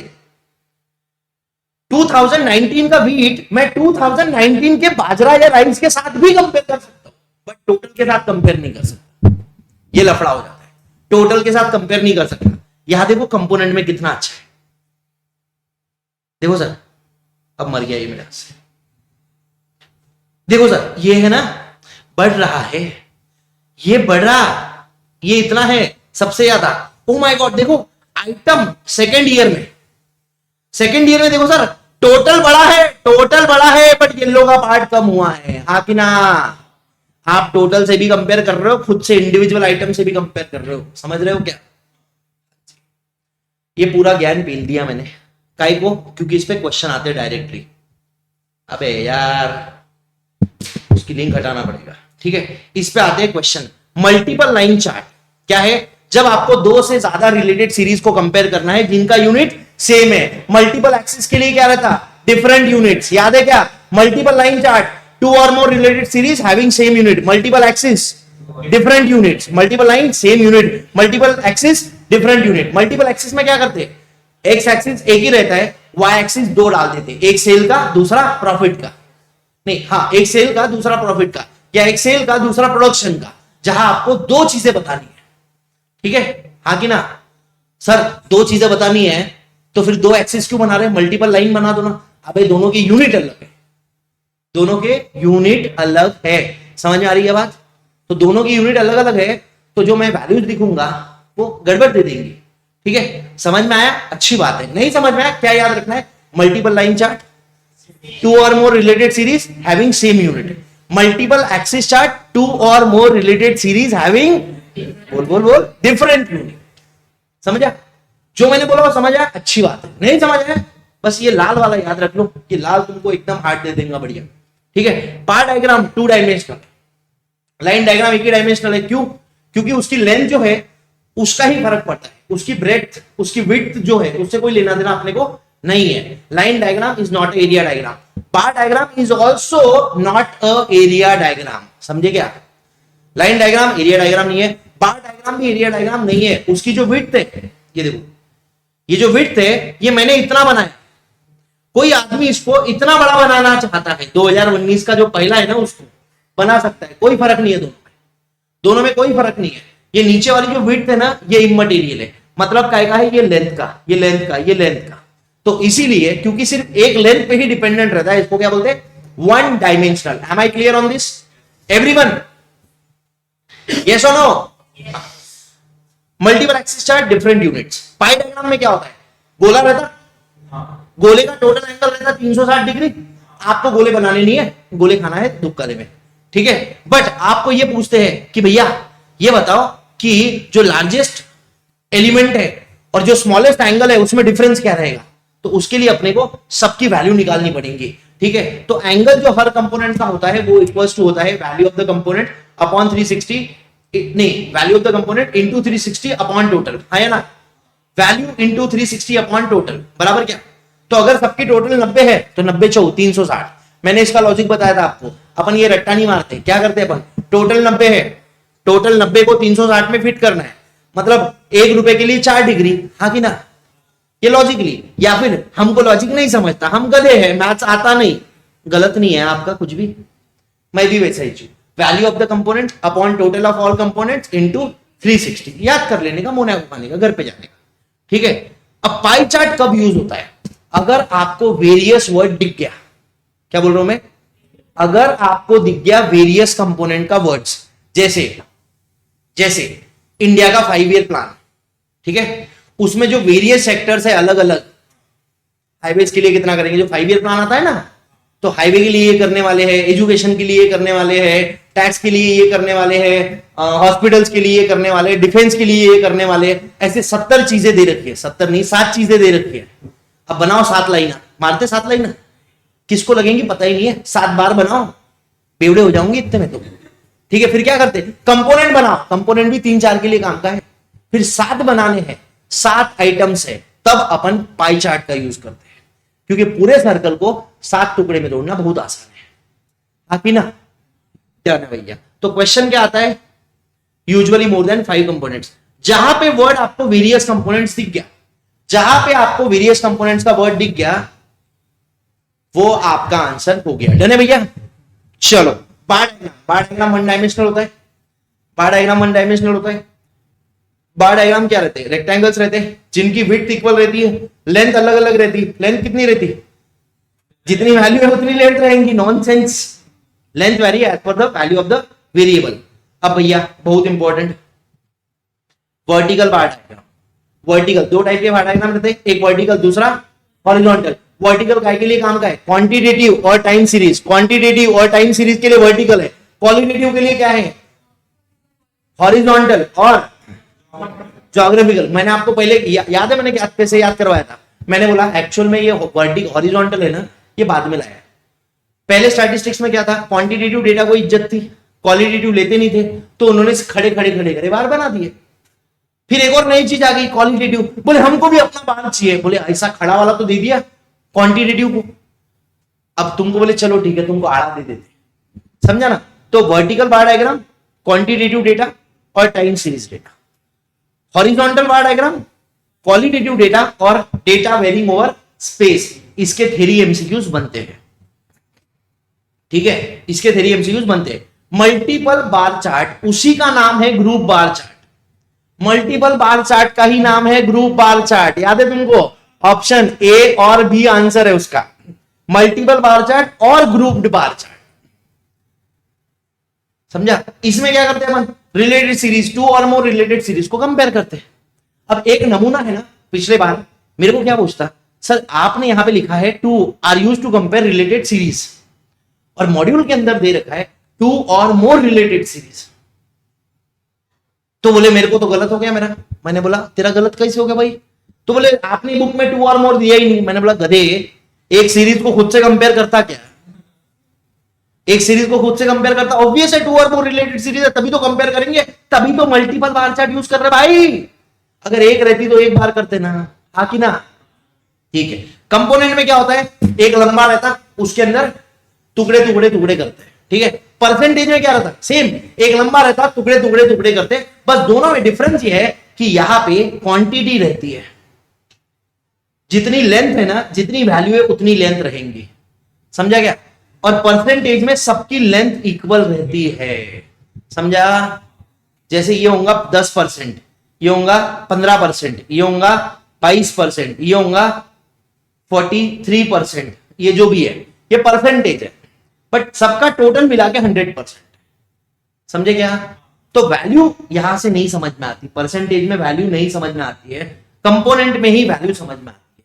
ये कंपोनेंट कितना बड़ा है, जितनी इसकी टोटल है वो यहाँ पे कंपोनेंट, जैसे होगा ये 2,10,000, ये जो भी होगा ये 23 होगा, ये होगा 33, ये होगा 29, ये होगा 40 और ये होगा 38, ठीक है। सबकी अलग अलग वैल्यूज है, सबकी अलग अलग टोटल है, उतनी उसकी लेंथ है। यहां पे सबकी लेंथ सेम रहती परसेंटेज बार चार्ट में। किसी को दिक्कत है भाई बताओ, नहीं। क्वेश्चन क्या कहता है, डिवाइडेड बार चार्ट और परसेंटेज बार, ठीक है। परसेंटेज वर्ड लिखते नहीं है, डिवाइडेड बार चार्ट लिखते हैं। डिवाइडेड बार चार्ट से आप क्या कर सकते हो, 2 चीजें कर सकते हो इससे। एक, इसका कंपैरिजन बाकियों के साथ कर सकते हो, हाँ कि ना, इसका कंपैरिजन बाकियों के साथ कर सकते हो। जैसे ये 10% है, ये 20 है, ये होगा 70, तो आप बोलोगे भैया ये कम है। प्लस इसका कंपैरिजन आप टोटल के साथ कर सकते हो, हाँ कि ना? तो भैया डिवाइडेड बार चार्ट में दो चीजें कर सकते हो आप। एक क्वांटिटी को दूसरे क्वांटिटी के साथ कंपेयर करना, सेकंड उस क्वांटिटी को टोटल के साथ भी कंपेयर करना। हाँ कि ना? ये सब पे क्वेश्चन बना है। जो एक एक शब्द बोला ना मैंने, इस हर एक शब्द क्वेश्चन से बने हुए हैं। ठीक है भैया, ओके। अब ये मैंने आपको एक क्वेश्चन दे रखा है जबरदस्ती का। क्वेश्चन इसलिए दे रखा है क्योंकि एक ही चीज पे क्वेश्चन आ सकता है। तो भैया आपको पूछा है भैया एप्रोप्रिएट डायग्राम बनाओ। ऑब्वियस है क्वेश्चन एग्जाम के अंदर एप्रोप्रिएट डायग्राम बनाने का नहीं आएगा, बट आपको करना पड़ेगा ऐसा ही कुछ। यहां आपको टोटल देखो क्या दे रखा है, 1 2 3 4 5 चीजें दे रखी है। मैंने आपको बोला जब क्या हो 3 से ज्यादा हो तो अपन भैया पाई चार्ट यूज करेंगे। ठीक है, यहां पे लिखा है डिवाइडेड बार चार्ट भी आप यूज कर सकते हो, पर मेरे को बार में नहीं जाना, मेरे को बार में नहीं जाना, मैं नहीं यूज करूंगा। ठीक है, हाँ। और मैं आपको एक और बात बता दूं, आपको जो क्वेश्चन आएगा, अगर क्वेश्चन दिखा गलती से तो वो क्वेश्चन रहेगा हमेशा पाएगा। कभी लाइन का क्वेश्चन नहीं है, कभी बार का क्वेश्चन नहीं है, ना कभी आया था ना कभी आएगा जिंदगी में। ठीक है, मेरे और आपके जिंदा रहते हुए नहीं आएगा। ठीक है, ओके। तो देखो टोटल मारो 1 2 3 4 5, कितना है टोटल? 540 है। सबका टोटल 540 है। तो सर इनका सबका एंगल निकालना है। ये तो इनकी वैल्यूज का टोटल है, रेवेन्यू इन मिलियंस, तो इनका एंगल निकालना है। कैसे निकालेंगे? Value of the component upon total into 360, value of the component upon total into 360, value of the component upon total into 360, 75 upon 540 into 360, 35 upon 540 into 360। ये पूरा का पूरा इनके एंगल्स आ गए। थोड़ा सा राउंड फिगर हो सकता है, आप उसमें चिंता मत करना। ये आया क्या देख लो एक बार। ये आपको वैल्यूज दे रखी है, इन सब की आप मारोगे टोटल, इन सब की आप क्या मारोगे? टोटल। फिर करोगे फॉर्मूला यूज। फॉर्मूला क्या है भैया? Value of the component value upon total into 360। Her component की इसकी वैल्यू कितनी है? 80। तो इसका एंगल कितना होगा? 80 अपॉन 540 इंटू 360, 53 आ गया। Exercise 190 upon 540 into 360, 160 upon 540 into 360। ऐसे पांचों की निकालो।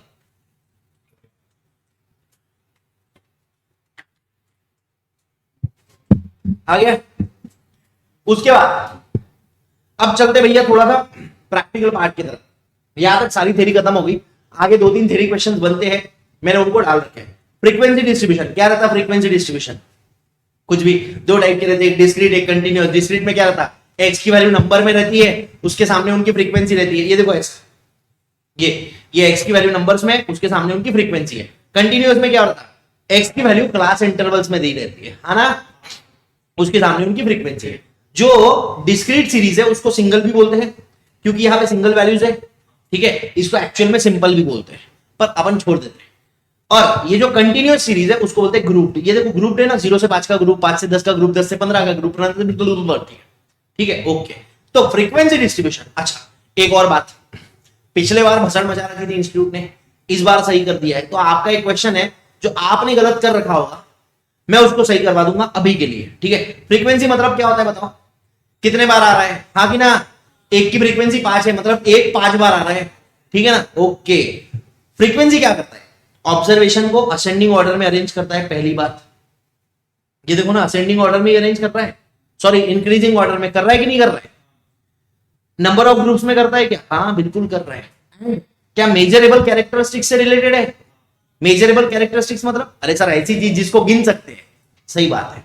तो फ्रीक्वेंसी डिस्ट्रीब्यूशन का आंसर ए बी सी और डी ऑप्शन था ऑल ऑफ दी अबव। ठीक है, सुन लो। Frequency distribution, which of the following statement is true for frequency distribution? ऐसा क्वेश्चन है मॉड्यूल में। A option, it arranges observation in ascending order, true और false? True. Second, it arranges observation in terms of number of groups. ये देखो groups में है, true. तीसरा, it relates to a measurable characteristics, true और false? True. क्यों? क्योंकि इसको गिन सकते हैं। और चौथा option all of the above. Answer क्या है? All of the above. पुरानी मॉडल में क्या था? C, it relates to a measurable characteristics. तब भी मैंने बोला था ये नॉनसेंस है, पर ठीक है, अब ये पक्का हो गया। जाने भैया, दो टाइप के फ्रीक्वेंसी डिस्ट्रीब्यूशन होता है। एक क्या है?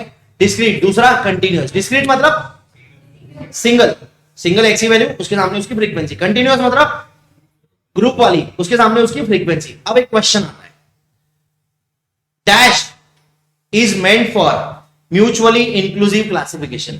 म्यूचुअली इंक्लूसिव के लिए discrete frequency distribution, mutually exclusive के लिए कंटिन्यूअस फ्रीक्वेंसी डिस्ट्रीब्यूशन। मैंने नोट्स में डाल रखा है, ठीक है ना। म्यूचुअली इंक्लूसिव के लिए डिस्क्रीट, म्यूचुअली एक्सक्लूसिव के लिए कंटिन्यूअस। अब मॉड्यूल ने इसमें भी भसाड़ना चाहिए, क्या करके? पहले सही था आपके टाइम में, इस बार पता नहीं क्यों तो गड़बड़ कर दिया। या ये जेन्युइनली इस बार की जो मॉड्यूल सही है उनकी क्वालिटी बहुत शानदार है, तो इस बार हो सकता है एक प्रिंटिंग मिस्टेक कि भैया बोला है कि भैया कंटिन्यूअस फ्रीक्वेंसी डिस्ट्रीब्यूशन है ना, they are made for all of the above, मतलब म्यूचुअली एक्सक्लूसिव भी, या mutually exclusive is meant for continuous discrete any of the above. तो any of the above answer दिया है, बट वो आंसर सही नहीं है। Mutually exclusive class intervals are meant for continuous frequency distribution. बात खत्म, पैसा हजम, ठीक है। और मतलब मैं थोड़ा रिसर्च कर रहा था तो मैंने बोला चलो देखते हैं यार, इंस्टीट्यूट ने गलत दिया है, तो मैं गूगल पे देखा, पहले ही आंसर दिखा, क्वेश्चन उठा के पेस्ट करा, पहले ही आंसर दिखा। तो मतलब मैं तो नहीं चेक करता हूं, तो मेरा बंदा बोलता है सर बराबर है, ये भी गूगल पे भी यही दिया। मतलब किसने दिया, पहले वेबसाइट बता। तो एक वेबसाइट थी जो सीए की टेस्ट सीरीज वगैरह लेती थी। मैंने बोला अबे छपरी लोग है ये, जैसे इंस्टीट्यूट ने आंसर चेंज करा, इन्होंने अपना आंसर चेंज करके नीचे एक्सप्लेनेशन दे दिया, और एक्सप्लेनेशन एकदम वाहियात, मतलब पता नहीं उनको समझा कि नहीं समझा। फिर थोड़ा और रिसर्च करा, आर डी शर्मा सर की एक बुक पढ़ी, एक और स्टैट्स की बुक आती है वो पढ़ी, तो उसमें समझ में आया नहीं भैया, mutually exclusive classes continuous group continuous और ग्रुप्ड फ्रीक्वेंसी डिस्ट्रीब्यूशन के लिए ही है। बात खत्म, पैसा हजम, ठीक है। हाँ।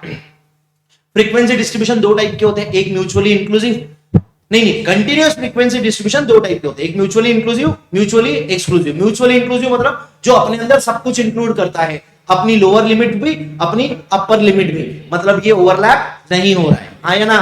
ये देखो म्यूचुअली इंक्लूसिव 44 48 59 49 53 54 58, ये हाँ या ना, ये सब इसके अंदर। ये इंक्लूसिव क्यों बोलते हैं इसको? क्योंकि ये अपने अंदर 44 भी इंक्लूड करता है, 48 भी इंक्लूड करता है। दूसरा क्लास अपने अंदर 49 भी इंक्लूड करता है, 53 भी इंक्लूड करता है, क्योंकि इसमें किसी का झगड़ा ही नहीं ना। अरे इसकी लिमिट अपनी अलग है, इसकी लिमिट अपनी अलग है, ओवरलैप हो ही नहीं रहा है तो झगड़ा ही नहीं है। एक रहता है नॉन ओवरलैपिंग मतलब म्यूचुअली इंक्लूसिव, दूसरा होता है ओवरलैपिंग मतलब म्यूचुअली एक्सक्लूसिव, जो एक के ऊपर एक आता है, बराबर क्या? ठीक है।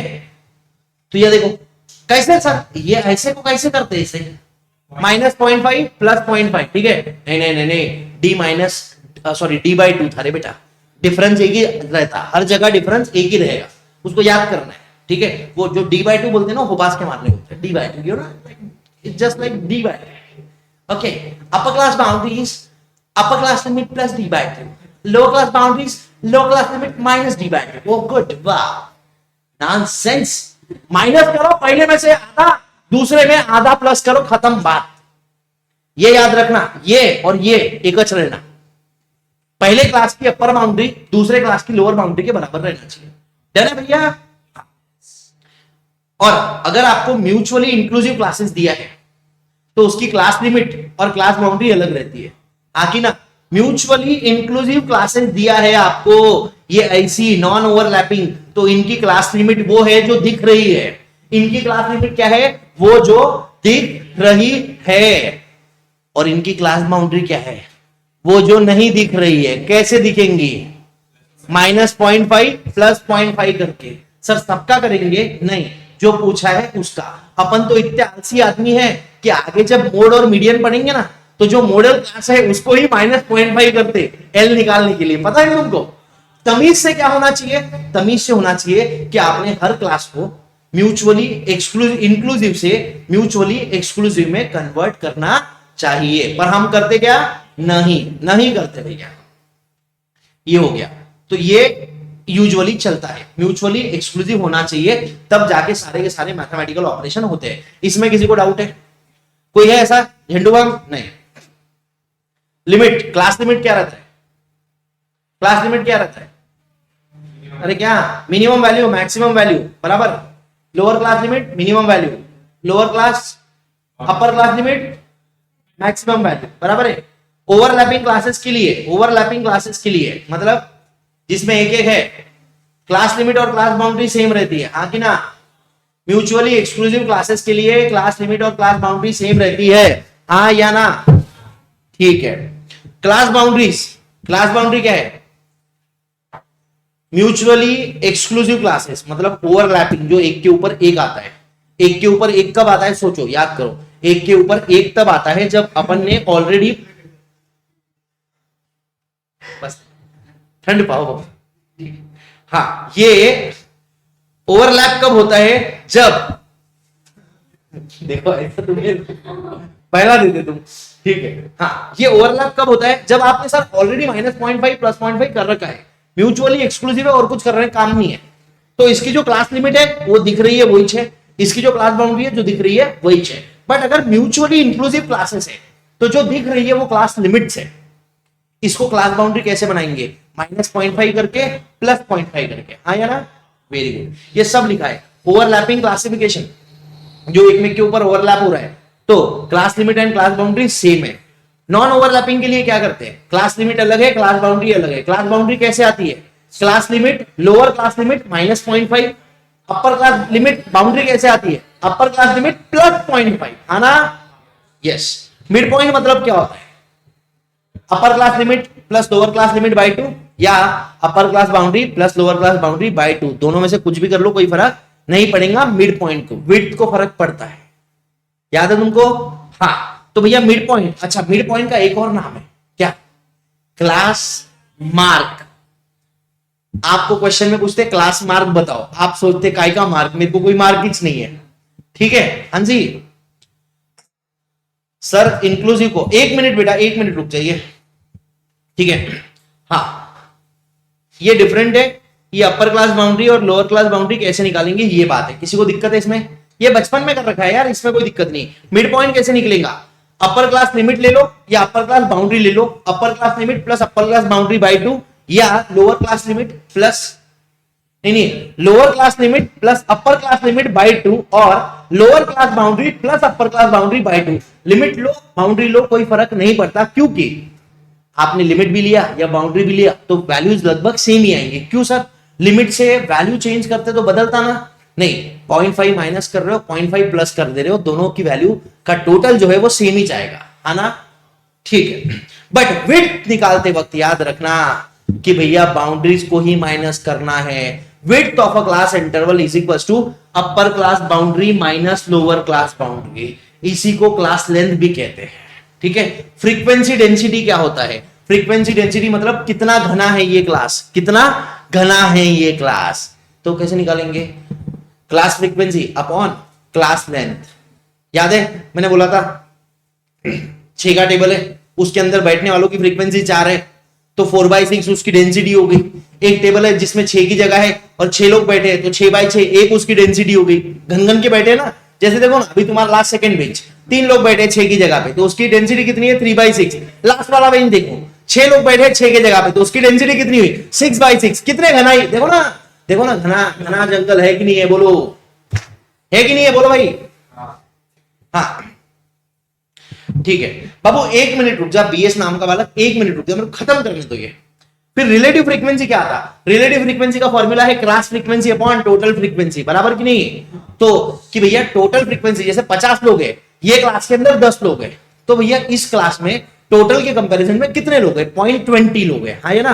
परसेंटेज फ्रीक्वेंसी क्या होता है? Relative frequency into 100, relative frequency into 100, है ना? ये लॉजिकल है यार सारा का सारा। अब ये याद रखना है आपको, ये सारी चीजें आपको याद रखनी है। क्यों? क्वेश्चन आता है, क्वेश्चन तो आता ही है, कभी कभी साला फॉर्मूले भी पूछ लेते ही है। देखो पीवाईक्यू जाके, मैं मजाक नहीं कर रहा हूं, फॉर्मूले पूछते ही है, तो रखना पड़ेगा यार। ओके, और लॉजिकली याद रहता है फ्रीक्वेंसी डेंसिटी, बेंच वाला एग्जांपल। क्या करेंगे? Frequency upon class width, relative frequency class frequency upon total frequency, और परसेंटेज कैसे आएगा? रिलेटिव को इंटू 100 करके, ठीक है? ओके, डन है? किसी को आपत्ति इसमें? नहीं। अब 1 मिनट रुक जाइए, बाबू क्या बोलता है? सर आज का लेक्चर और इंडेक्स नंबर करेंगे तो स्टैटिस्टिक्स में कितना स्कोर आ सकता है? सर आज ही मैं इंडेक्स नंबर करवाऊंगा, ठीक है? देखो, स्टैटिस्टिकल डिस्क्रिप्शन ऑफ डेटा 6 से 7 मार्क, ठीक है? मिनिमम गिरे से गिरे आदत में 6 mark, measures of central tendency और डिस्पर्शन दोनों मिला के 12 से 14 मार्क, 20 नंबर, इंडेक्स नंबर 3 से 4 मार्क, 24 नंबर। ठीक है, और जितना चैप्टर 1 को टाइम लग रहा है ना, इससे आधा टाइम लगेगा सेंट्रल टेंडेंसी को, क्योंकि यहां पे मेरे को बहुत सारी चीजें बतानी है। इसके 8 पेज की नोट्स है और कुछ भी नहीं छोड़ सकता। और अपना वैसा तो है नहीं कि भैया मैराथन बच्चों को नाम के लिए लेना है कि ये वाह सर ने मैराथन ले लिया, ऐसा तो अपन करते ही नहीं। अपने को कराना है तो जोर के करेंगे, नहीं तो भैया नहीं करना, जो उखाड़ना है उखाड़ लो। ठीक है, जो तुमसे बनता है कर लो। तुमसे जहर एसिड फेंकना नहीं है, याद है तुमको, एसिड मत फेंक देना भाई। ठीक है, हाँ विजय आप जहां भी हो हाय। ठीक है, हाँ जी, तो 25 मार्क आपके हो जाएंगे, ये मैं आज ही खत्म करवा दूंगा। ठीक है, और कल प्रोबेबिलिटी और क्या बोलते हैं उसको, थ्योरेटिकल डिस्ट्रीब्यूशन। थ्योरेटिकल डिस्ट्रीब्यूशन आप पढ़ना, जिन्होंने नहीं पढ़ रखा है थ्योरेटिकल डिस्ट्रीब्यूशन पढ़ना। वो थ्योरेटिकल डिस्ट्रीब्यूशन ऐसा होता ना कि इतना आपको जो डर लगता है वो लगता ही नहीं है। तुमको लगता है डर थ्योरेटिकल डिस्ट्रीब्यूशन पांचट है, लास्ट वाला नहीं पढ़ेंगे, नॉर्मल डिस्ट्रीब्यूशन नहीं पढ़ेंगे। ठीक है, बट बाइनोमियल और पॉइजन तो सिंपल है। ठीक है, नोट्स आपको नीचे, प्रोबेबिलिटी थोड़ा डीप में लेना। सर मैं जब भी जाता हूं ना, मैं डीप में ही जाता हूं, मैं ऊपर ऊपर से करता ही नहीं कुछ काम। ठीक है, राघव भाई storage Pranav sir is best, thank you very much. अबे मतलब ये क्या ऊपर ऊपर से लेना, ये देखो अभी ये पढ़ाने की जरूरत नहीं है, पर उसके बिना होगा कैसे। और ये आपको भी पता है। मेरे को एक बात बता दो, कौन बच्चा ऐसा बोलता है कि भैया हम घर पे बैठते थे और 1.5 घंटे के अंदर ये चैप्टर खत्म कर सकते थे? होता नहीं, होता नहीं, कोई भी कितना भी बोल लो होता नहीं। अगर मैं इसको खुद रिकॉर्ड करने जाऊं ना तो मैं नहीं कर सकता, बीच बीच में उठते पर। वो सिर्फ साथ में ही होता है, मेरा आपके साथ में और आपका मेरे साथ। ठीक है, घनिष्ठ है अपना। ठीक है, हाँ चलो डन है सर, मजा आ गया। अभी और आएगा भैया, अभी तो शुरुआत है, रुक तो जा। नोट्स की डिस्क्रिप्शन, नोट्स की ड्राइव की लिंक वीडियो के डिस्क्रिप्शन में है भैया, वो ले लेना है। ठीक है, बार बार एक ही चीज मत पूछो। मैं 3 दिन से सोच रहा था करने लिए। हाँ हाँ, अमित श्रॉफ, टाइगर श्रॉफ से इंस्पायर्ड हुआ। ठीक है, चलो क्यूमुलेटिव फ्रीक्वेंसी मतलब क्या होता है, एकदम सादे सिंपल शब्दों में बोले तो क्यूमुलेटिव फ्रीक्वेंसी मतलब वो क्लास प्लस उसके पहले वालों की सबकी टोटल है ना, वो क्लास प्लस उसके सबके पहले वालों की टोटल होती है cumulative frequency. Cumulate, aggregate, accumulate करना, जमा करना, जान की। ठीक है, क्यूमुलेटिव फ्रीक्वेंसी कितने टाइप की होती है? 2 टाइप की, एक लेस देन क्यूमुलेटिव फ्रीक्वेंसी, दूसरी more than cumulative frequency. Less than cumulative frequency, more than cumulative frequency. और इसका क्वेश्चन है there are dash types of cumulative frequency, A more than, B नहीं 2 टाइप्स, खत्म। ओके, ये है भैया क्वेश्चन 44। 3 बच्चे, ये 3 चलो ये ठीक है। अब पहले सबसे पहले आपको क्या करना पड़ेगा, कन्वर्ट, अरे बोलो, म्यूचुअली एक्सक्लूसिव क्लासेस में। ठीक है, ये कन्वर्ट कर दिया मैंने। अब इसके अंदर की हर एक वैल्यू ले लो, 43.5, 48.5, 53.5, 58.5, 63.5, 68.5, 73.5। इसकी बना दो less than cumulative frequency, more than cumulative frequency. याद रखना कि less than plus more than बना के टोटल फ्रीक्वेंसी आती है। Less than cumulative frequency and more than cumulative frequency adds to total frequency, हाँ या ना? अरे मॉड्यूल में क्वेश्चन है इसका यार।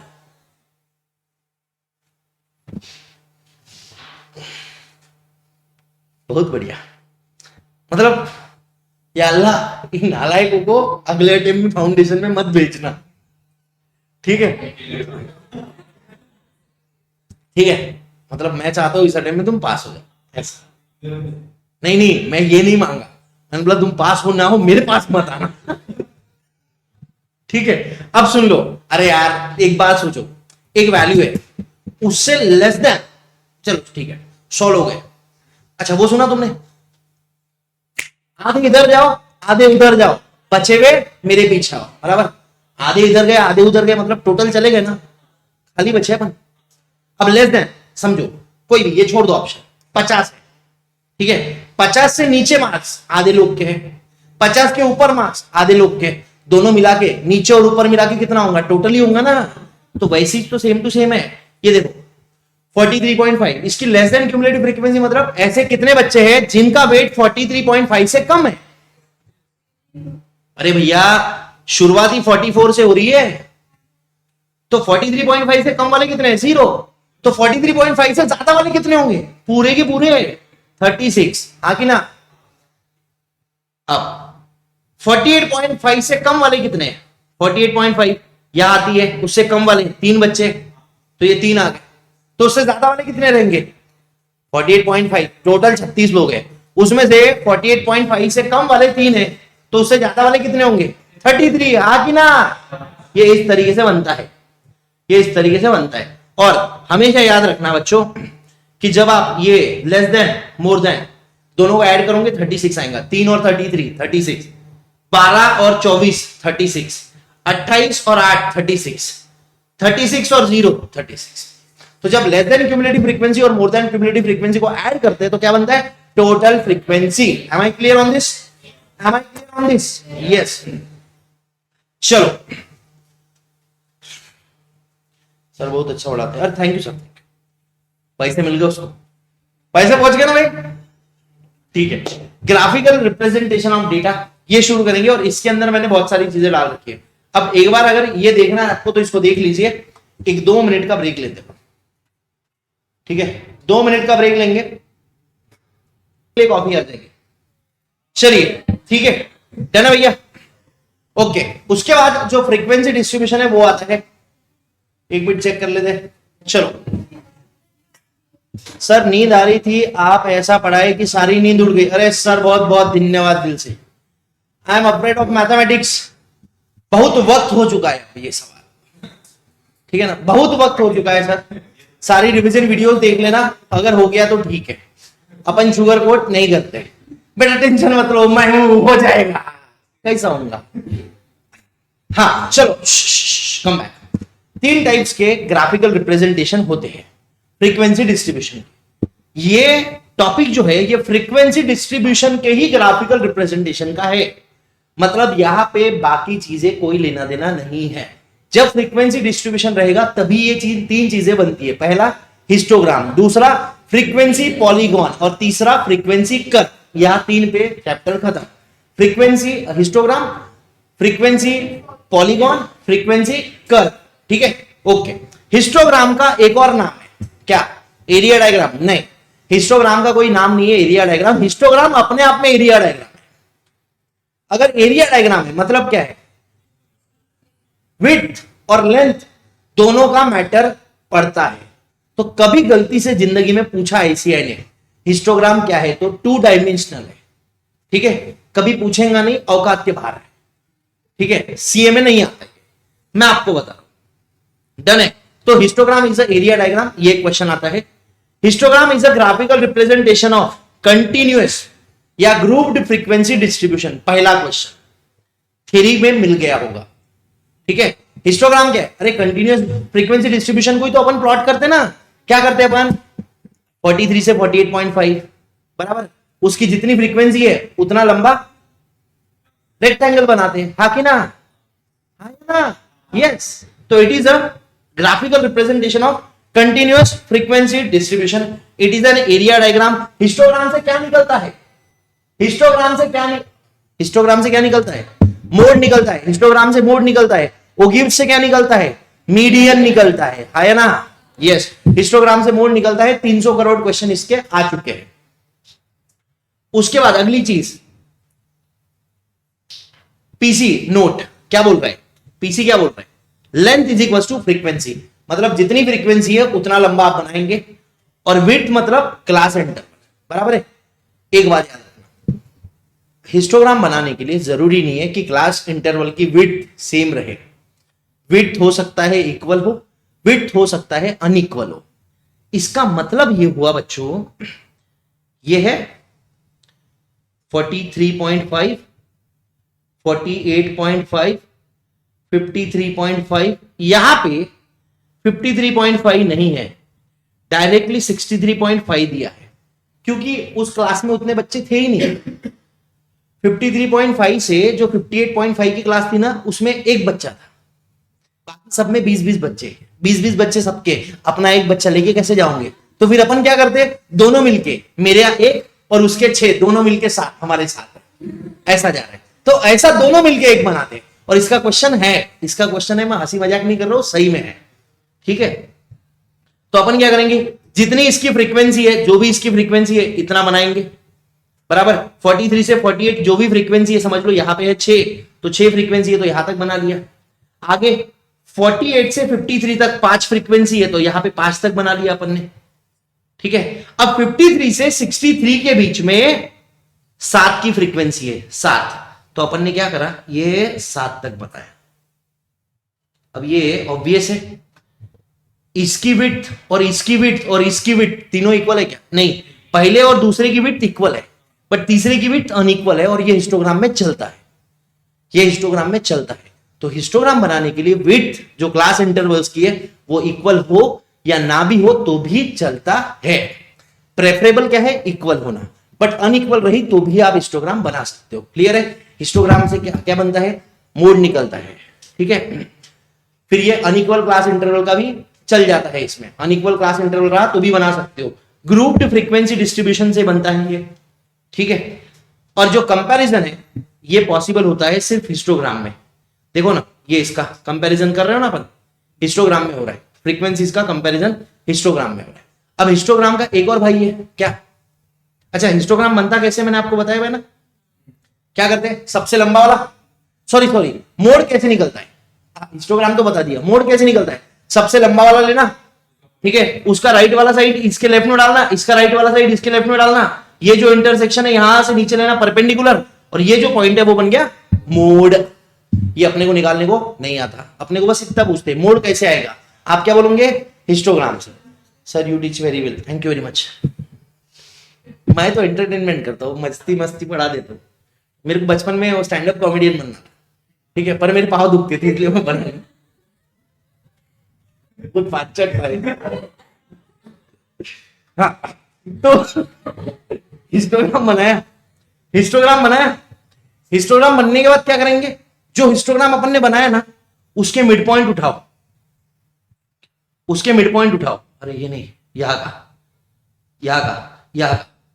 ठीक है, ये मिड पॉइंट को ज्वाइन करके हुए एक लाइन बना दो, ठीक है, और जो कोना है ये लोएस्ट वैल्यू पे डाल दो, ये बन गया फ्रीक्वेंसी पॉलीगॉन। ठीक है, फ्रीक्वेंसी पॉलीगॉन कैसे बनता है? हिस्टोग्राम के मिड पॉइंट को जोड़ के। क्यों सर?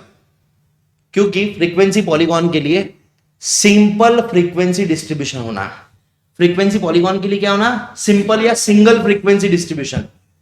सर पर हिस्टोग्राम के लिए तो क्लास इंटरवल रहते, तो ये क्या करते हैं, क्लास इंटरवल का मिड पॉइंट ले लेते हैं। क्या करते हैं? क्लास इंटरवल का मिड पॉइंट ले लेते हैं, जो अपन मीन के केस में करते हैं, जो अपन मीडियन के केस में करते हैं, आगे मीन डेविएशन के केस में करते हैं, बस यही करते हैं ना अपन। कंटिन्यूस क्लास इंटरवल में क्या करते हैं अपन? मिड पॉइंट ले लेते हैं, एक्स हो गया वो अपना, ठीक है, ओके।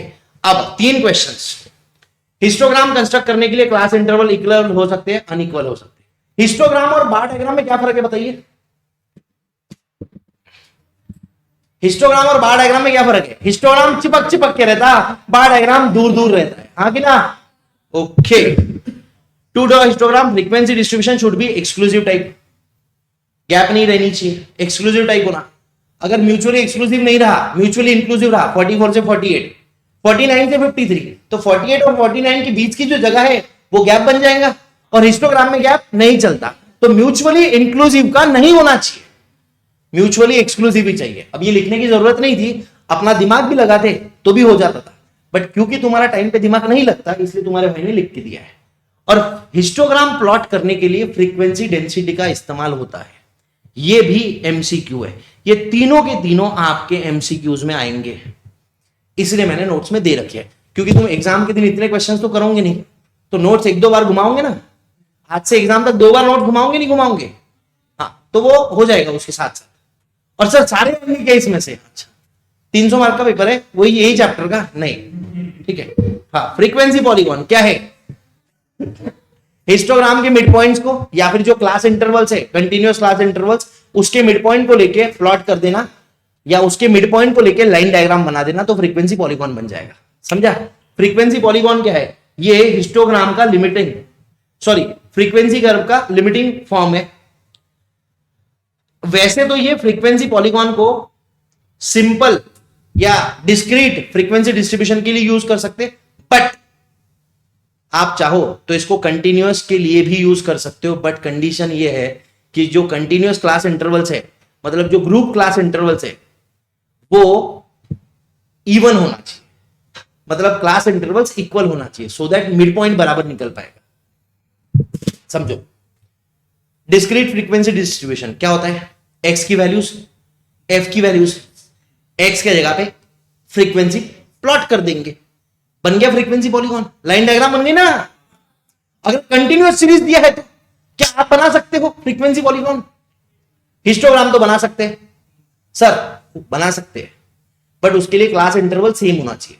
तो अपन क्या करेंगे, जो क्लास इंटरवल्स दिए हुए हैं उसका मिड पॉइंट ले लेंगे, हाँ कि ना, और फ्रीक्वेंसी पॉलीगॉन बना देंगे। तो वैसे तो फ्रीक्वेंसी पॉलीगॉन सिंपल या डिस्क्रीट सीरीज के लिए ही है, बट इसको आप ग्रुप सीरीज के लिए भी यूज कर सकते हो अगर सबकी विड्थ सेम रही तो। Am I clear? Yes. Frequency curve क्या है? लिमिटिंग फॉर्म है, और ये बनता कैसे, ये लिखे हुआ है, मिड पॉइंट को ज्वाइन करो, फिर लाइन अप गोले मारो, उससे लाइन मारो, ठीक है, ओके। ओगिव्स क्या होता है? कुछ नहीं, जो less than cumulative frequency table बनेगा, more than cumulative frequency table बनेगा, लेस देन की एक लाइन बनाओ, मोर देन की एक लाइन बनाओ, दोनों का जो पॉइंट ऑफ इंटरसेक्शन है वहां से लो नीचे परपेंडिकुलर, वो आ गया आपका मीडियन। काम की बात क्या है? पॉइंट ऑफ इंटरसेक्शन ऑफ ओगिव्स क्या देता है? मीडियन देता है। बात खत्म, पैसा आजम आया ना। क्यूमुलेटिव फ्रीक्वेंसी, अच्छा सुन लो, फ्रीक्वेंसी डिस्ट्रीब्यूशन तो तीनों है, हिस्टोग्राम, फ्रीक्वेंसी पॉलीगॉन, ओगिव्स, तीनों फ्रीक्वेंसी डिस्ट्रीब्यूशन के ही है। बट अगर आपको किसी ने पूछ लिया कि क्यूमुलेटिव फ्रीक्वेंसी किस में यूज करते, तो आप क्या बोलोगे? ओगिव्स में, बराबर है, हाँ कि ना? अच्छा, अब एक बात बताओ, ओगिव्स का शेप कैसे रहता है? लेस देन का कैसे रहता है और मोर देन का कैसे? लेस देन का मेरे को ये चीज रटी भी नहीं है। लेस देन सबसे पहली वैल्यू जो रहेंगी, देखो लेस देन की वैल्यू बढ़ रही है, मोर देन की वैल्यू कम हो रही है, बराबर? तो लेस देन ऐसा रहता है, मोर देन ऐसा रहता है। लेस देन को क्या बोलते हैं? इसको क्या बोलते हैं? स्लोपिंग अपवर्ड, ना, क्योंकि कम से बड़ा हो रहा है ना, ये देखो ये वैल्यूज है, ये बढ़ रही है, तो ये स्लोपिंग अपवर्ड, और ये स्लोपिंग डाउनवर्ड, जिधर इंटरसेक्शन, बाकी सब आपको मालूम है, हाँ ना? चल हंस के देखो, वेरी गुड, स्मार्ट। हाँ, फ्रीक्वेंसी कर्व तीनों फालतू की चीजें, ये फ्रीक्वेंसी कर्व कुछ नहीं है। इसमें एक क्वेश्चन आता है, फ्रीक्वेंसी कर्व क्या है सर? कुछ नहीं सर, जो अपन ने फ्रीक्वेंसी पॉलीगॉन बनाया ना, अपन उसको नुकीला बनाए थे।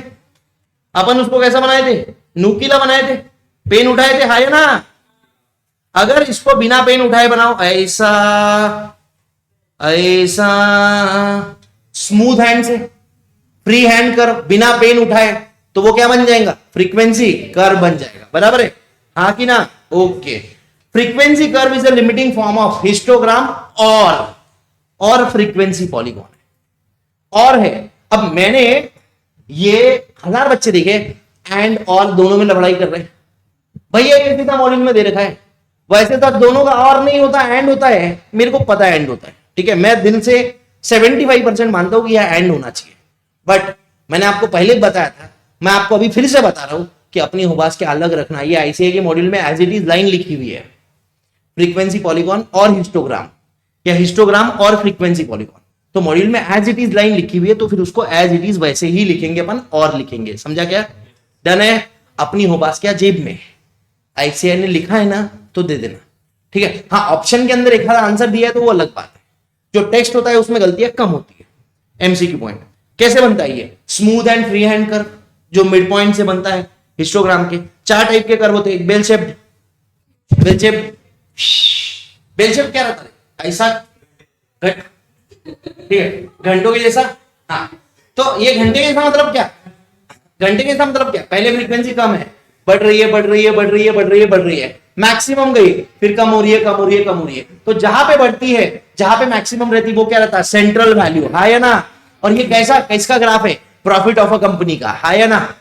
प्रॉफिट ऑफ अ कंपनी, हाँ या ना? कंपनी शुरू हुई, स्टार्टिंग में कम कम कम कम कम कम, एकदम ग्रोथ वाले स्टेज पे है सबसे ज्यादा, फिर क्या होता है? डिक्लाइन होता है, क्योंकि जो एकदम चढ़ रहा है वो कभी ना कभी तो गिरेंगे ही ना। ऐसा थोड़ी कंपनी शुरू हुई, जिंदगी भर चलती रही, सबको घाटा होता है, समझा? ये हो गया bell shape. Bell shaped curve. Profit of a company follows, profit of a company follows bell shaped curve. Students की height follows same, weight follows same. समझा? ऑलमोस्ट सारे बच्चों की हाइट एवरेज रहती ना, तो एक बीच वाली जो एवरेज है उस पर मैक्स रहती है. 4 फुट के बच्चे कितने देखे आपने? 6 फुट के, 7 फुट के बच्चे कितने देखे? बहुत कम. नॉर्मली आप देखते हो 5, 5.5, 6 फुट के. तो ये 5, 5.5, 6 फुट पर हाईएस्ट है. समझा ना? आना समझे क्या? देखो distribution of heights, weights, mark, profit. बच्चों के मार्क कितने रहते? 10 मार्क लाने वाले बहुत कम बच्चे रहते, 90 मार्क लाने वाले बहुत कम रहते, बीच में एवरेज ही रहता है. एवरेज बहुत सारे रहते ना, तो एवरेज में पीक रहता. समझा? हाँ. सर बताओ ना कैसा? ये लिखा है आप. बहुत घटिया लोग, घटिया लोग, जो अपनी उम्मीद के मुताबिक परफॉर्म कर रहे वो लोग, बहुत अच्छा कर रहे वो लोग, नहीं अच्छा कर रहे वो लोग, बहुत अच्छा कर रहे वो लोग. मोस्ट ऑफ दी लोग कैसे करते हैं? जितना अपन सोच रहे उतना. एक आध दो बच्चे रहते हैं बहुत बढ़िया कर रहे हैं, एक आध दो बच्चे रहते बहुत ही नालायक है वैसे जैसे. ठीक है, हाँ ठीक है. यू शेप्ड कर्व क्या रहता? उल्टा. ये एवरेज कॉस्ट कर्व है. एवरेज कॉस्ट कर्व पता है ना आपको? बढ़ती है, एक लेवल तक कम होती है, फिर वापस बढ़ जाती है जब इकोनॉमिक्स ऑफ स्केल हट जाती है. ठीक है, लॉन्ग रन में. जे शेप्ड कर्व, ये ऐसा है जे शेप्ड कर्व, जो एक्सपोनेंशियली बढ़ी रहा है, बढ़ी रहा है, बढ़ी रहा है, कम होने का नाम ही नहीं ले रहा. जैसे ट्रैफिक दोपहर का, मतलब पीक आवर्स का, बढ़ रहा बढ़ रहा बढ़ रहा बढ़ रहा बढ़ रहा बढ़ रहा. ठीक है, पीक आवर्स की बात करें, सर 2 बजे कम होता ना, पीक आवर खत्म हो गए, पीक आवर खत्म हो गए, बात खत्म. क्वेश्चन कभी जे शेप पे नहीं आया. चौथा रहता मिक्स शेप, मतलब मिक्स है, झूम झूम झूम जैसा बनाना है. ठीक है, डन है. ओके, अब करेंगे भैया 2 क्वेश्चंस, बहुत बढ़िया करेंगे 2 क्वेश्चंस. अच्छा, मोस्ट ऑफ दी जो कर्व रहते हैं वो कैसे रहते हैं? Bell shape. ठीक है, प्रॉफिट ऑफ द कंपनी क्या फॉलो करता है? Bell shape. डन है भैया? यस, मजा आ रहा है सर. अरे भैया बहुत मजा आ रहा है, रुक जाओ. अब ये क्वेश्चन में आएगा मजा. ये क्वेश्चन अपन ने कर रखा है, ये आईसीएआई मॉड्यूल का क्वेश्चन है, ये पीवाईक्यू का क्वेश्चन है. ये क्वेश्चन मौत के घाट उतारता है लोगों को. 2 क्वेश्चन करेंगे बहुत जोरदार. ठीक है, फिर आपको कॉफी पिलाएंगे और तुम नालायकों को देंगे ब्रेक.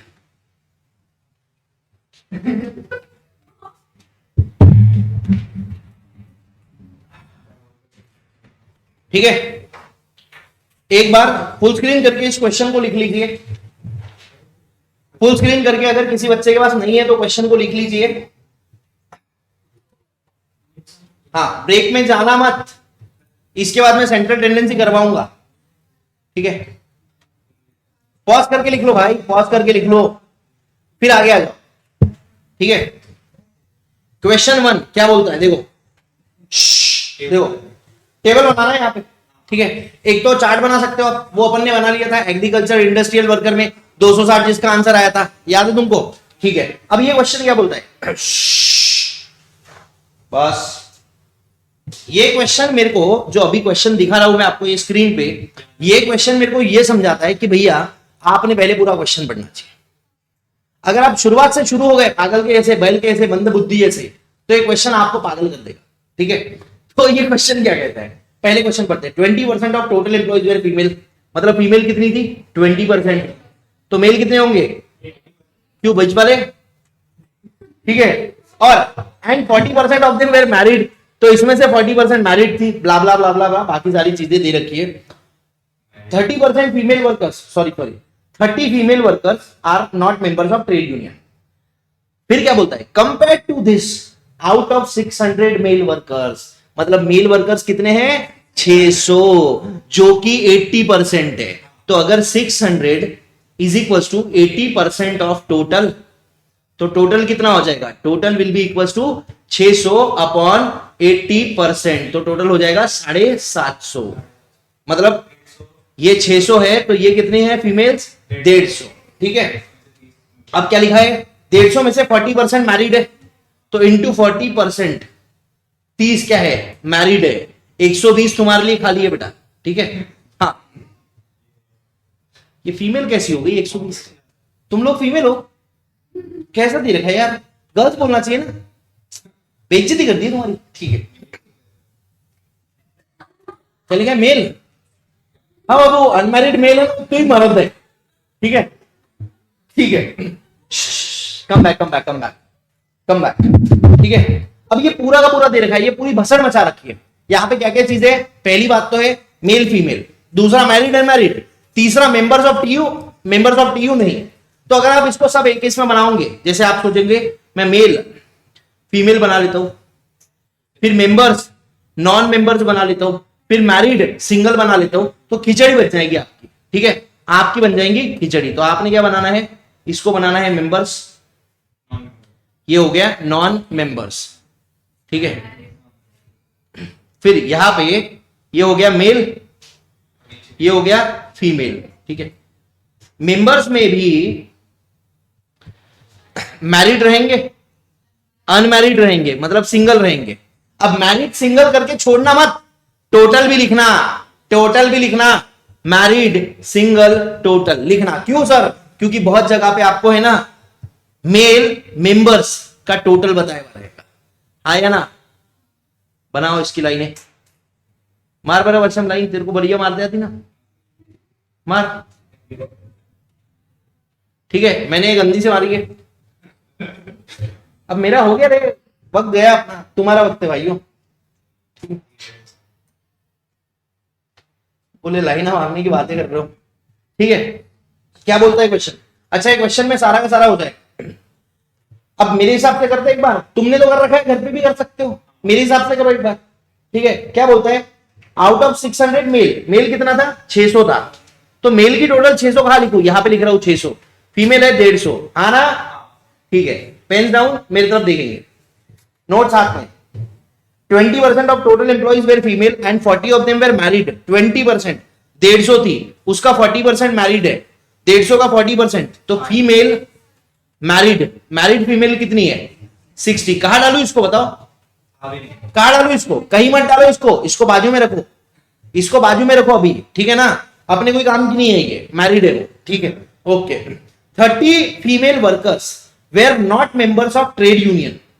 30 फीमेल वर्कर्स ऐसी है जो ट्रेड यूनियन की मेंबर्स नहीं है। नॉन मेंबर्स में फीमेल टोटल 30, यहां पे लिखो तो आगे ना, टोटल दिया है ना। मैरिड सिंगल के बारे में भी कुछ बताया नहीं है, हाँ ना? अरे आओ कि नहीं भाई, जल्दी बोलो। ठीक है, अब आगे चलते। 600, 500 were members of trade union, male है, उसमें से 500 ट्रेड यूनियन के मेंबर्स हैं, मतलब 100 मेंबर्स नहीं है। And 50% of male workers were married, male married कितने हैं? 50%, 600 में के 50, मतलब 300 मैरिड है। ठीक है, 300 मैरिड है, ये कहीं डाल सकते हो भी, कहीं मत डालो। ओके, फिर बोलते हैं unmarried non member male employees, non member male नहीं, नॉन मेंबर मेल अनमैरिड मतलब सिंगल, कितने हैं? 60। तो मेल मैरिड कितने हो गए? 40, बराबर है, मैरिड 40 हो गए, हाँ ना? अब देखो मैन मैरिड कितने थे टोटल? 300 थे, तो 300 में से 40 मैरिड यहां गए, तो बचे हुए 260 मैरिड मेल मेंबर्स रहेंगे, हाँ कि ना? पक्का? ठीक है। Unmarried non members of employees were 80, unmarried non members, unmarried मतलब सिंगल, नॉन मेंबर्स कितने हैं? 80 है, तो ये 60 मेल है, तो 20 फीमेल हो गई, हाँ कि ना? टोटल 80 थे, उसमें से 60 मेल है जो सिंगल है, जो मेंबर ऑफ टीयू नहीं है, तो बचे हुए 20 फीमेल हो गई, तो ये 10 आ गया। किसी को आपत्ति है? नहीं।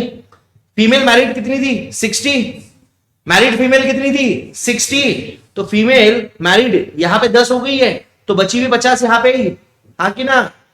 अरे हाँ कि ना? अब जब 30 यहां पे है तो बची हुई 120 यहां पे होंगी, 70 ये होगा। ठीक है, क्वेश्चन में क्या पूछा है? Non members married male upon female 40/10, ये आंसर आ गया डायरेक्ट, 40/10, 4:1। आगे क्या? किसी को आपत्ति है? हमको भी कॉफी पिला दीजिए, सहाना कह रही है। आजा तो क्लास में, आजा तू पहले, पूरा स्टैटिस्टिक्स होगा आज। हाँ, उड़ाता हूं मैं हवा में प्लेन से। ठीक है, ये लेक्चर रिकॉर्डेड नहीं अवेलेबल रहेगा, जैसे ही लेक्चर खत्म हुआ गायब, बेचूंगा इसको, डिलीट नहीं करूंगा। हाँ, धंधा है भाई, सोशल सर्विस थोड़ी चल रही है, दिन रात एक कर रहा हूं मेहनत अपनी। हाँ चलो, find the number of observation between 250 से 300। क्या करते भैया, ये तो बचपन में करा था अपन ने, ठीक है, फिर भी एक बार बता दिया। देखो वैल्यू ग्रेटर देन, ये कैसे आएगा, 200 से ज्यादा, 250 से ज्यादा, 300 से ज्यादा, 350 से ज्यादा दे रखिए। आप क्या करेंगे, ऐसा टेबल बनाएंगे, लाइन मारेंगे अपन, ये कितना है 200, ये कितना है 250, ये कितना है 300, और ये कितना बचा 350, 350 से अब क्या बोलता है भैया बताओ, 250 से ज्यादा कितने 56, ये टोटल कितनी है 56, 250 से ज्यादा कितने, ये है 38, ठीक है, ये टोटल 56 ज्यादा है, ये 38 ही ज्यादा है, मतलब ये बचे हुए कितने हो गए 56 माइनस 38, हाँ ये ना 56 माइनस 38 कितना हो गया 18, समझा, 200 से 250 18, कैसे आया 56 में से 38 माइनस करा, ठीक है, 250 से 300 कितना कैसे आएगा, 38 में से 15 माइनस कर दो 23 आंसर आएगा। यस, वेरी सिंपल है, अपने वाले में से आगे वाला माइनस करना, ये ग्रेटर देन दिए हुआ है तो, लेस देन दिए हुआ है तो अपने वाले में से पीछे वाला माइनस करना, ये रटना मत, ये रटना मत, पागल लोग रटते इसको। अबे रटने के लिए बहुत सारी चीजें हैं, ये क्यों रटते हो बैठ के, दिमाग लगाओ ना, अक्कल है कि नहीं है ना, ठीक, तो अक्कल है भैया। तो यहां अपना खत्म हो गया 6 नंबर पूरा का पूरा। आपको अभी इसको बहुत ज्यादा टाइम लग गया सर, हाँ मैं समझता हूं इसको बहुत ज्यादा टाइम लग गया, बट अगर आप देखोगे तो स्टैटिस्टिकल डिस्क्रिप्शन ऑफ डेटा की 8 पेज की नोट्स है, सेंट्रल टेंडेंसी 2 या 3 पेजेस है, 2 ही पेजेस है जिसमें बहुत सारे क्वेश्चंस करने हैं, ठीक है, और डिस्पर्शन भी 2 ही है, इंडेक्स नंबर 4 है क्योंकि उसके अंदर बहुत लंबे लंबे वो मैंने स्प्लाइसिंग वाला डाल रखा है, तो वो बहुत कम टाइम लेगा एज कंपेयर टू दिस, वो सारा खत्म हो जाएगा। अब क्या करेंगे सुन लो, ऑनलाइन वाले बच्चे क्या करेंगे और ऑफलाइन वाले बच्चे क्या करेंगे। अच्छा एक मिनट, यहां पे अपना वो खत्म हो गया, statistical description of data 6 mark आपके जेब में हो गए, मैंने पूरा डिटेल में ले लिया। लोग इसको एग्जाम ओरिएंटेड नाम से बेच के आपको चुना लगाते हैं, ये एग्जाम ओरिएंटेड है भाई, 6 घंटे मैंने रेगुलर में पढ़ाया, 2 घंटे यहां पढ़ा दिया, क्या हो गया, एग्जाम ओरिएंटेड ही हो गया ना। हाँ, तो यहां खत्म हो गया। अब अपन सेंट्रल टेंडेंसी और डिस्पर्शन करने वाले। डिस्पर्शन में एक और मेहरबानी मैंने कर रखी है आपके लिए, कि जो हार्ड वाले क्वेश्चंस थे, आपको याद होगा एक लेक्चर था हार्ड क्वेश्चंस का, डिस्पर्शन का लास्ट वाला, वो आपको मिल जाएगा, ठीक है। 1 मिनट रुक जाओ, अपन ब्रेक लेंगे। ऑनलाइन वाली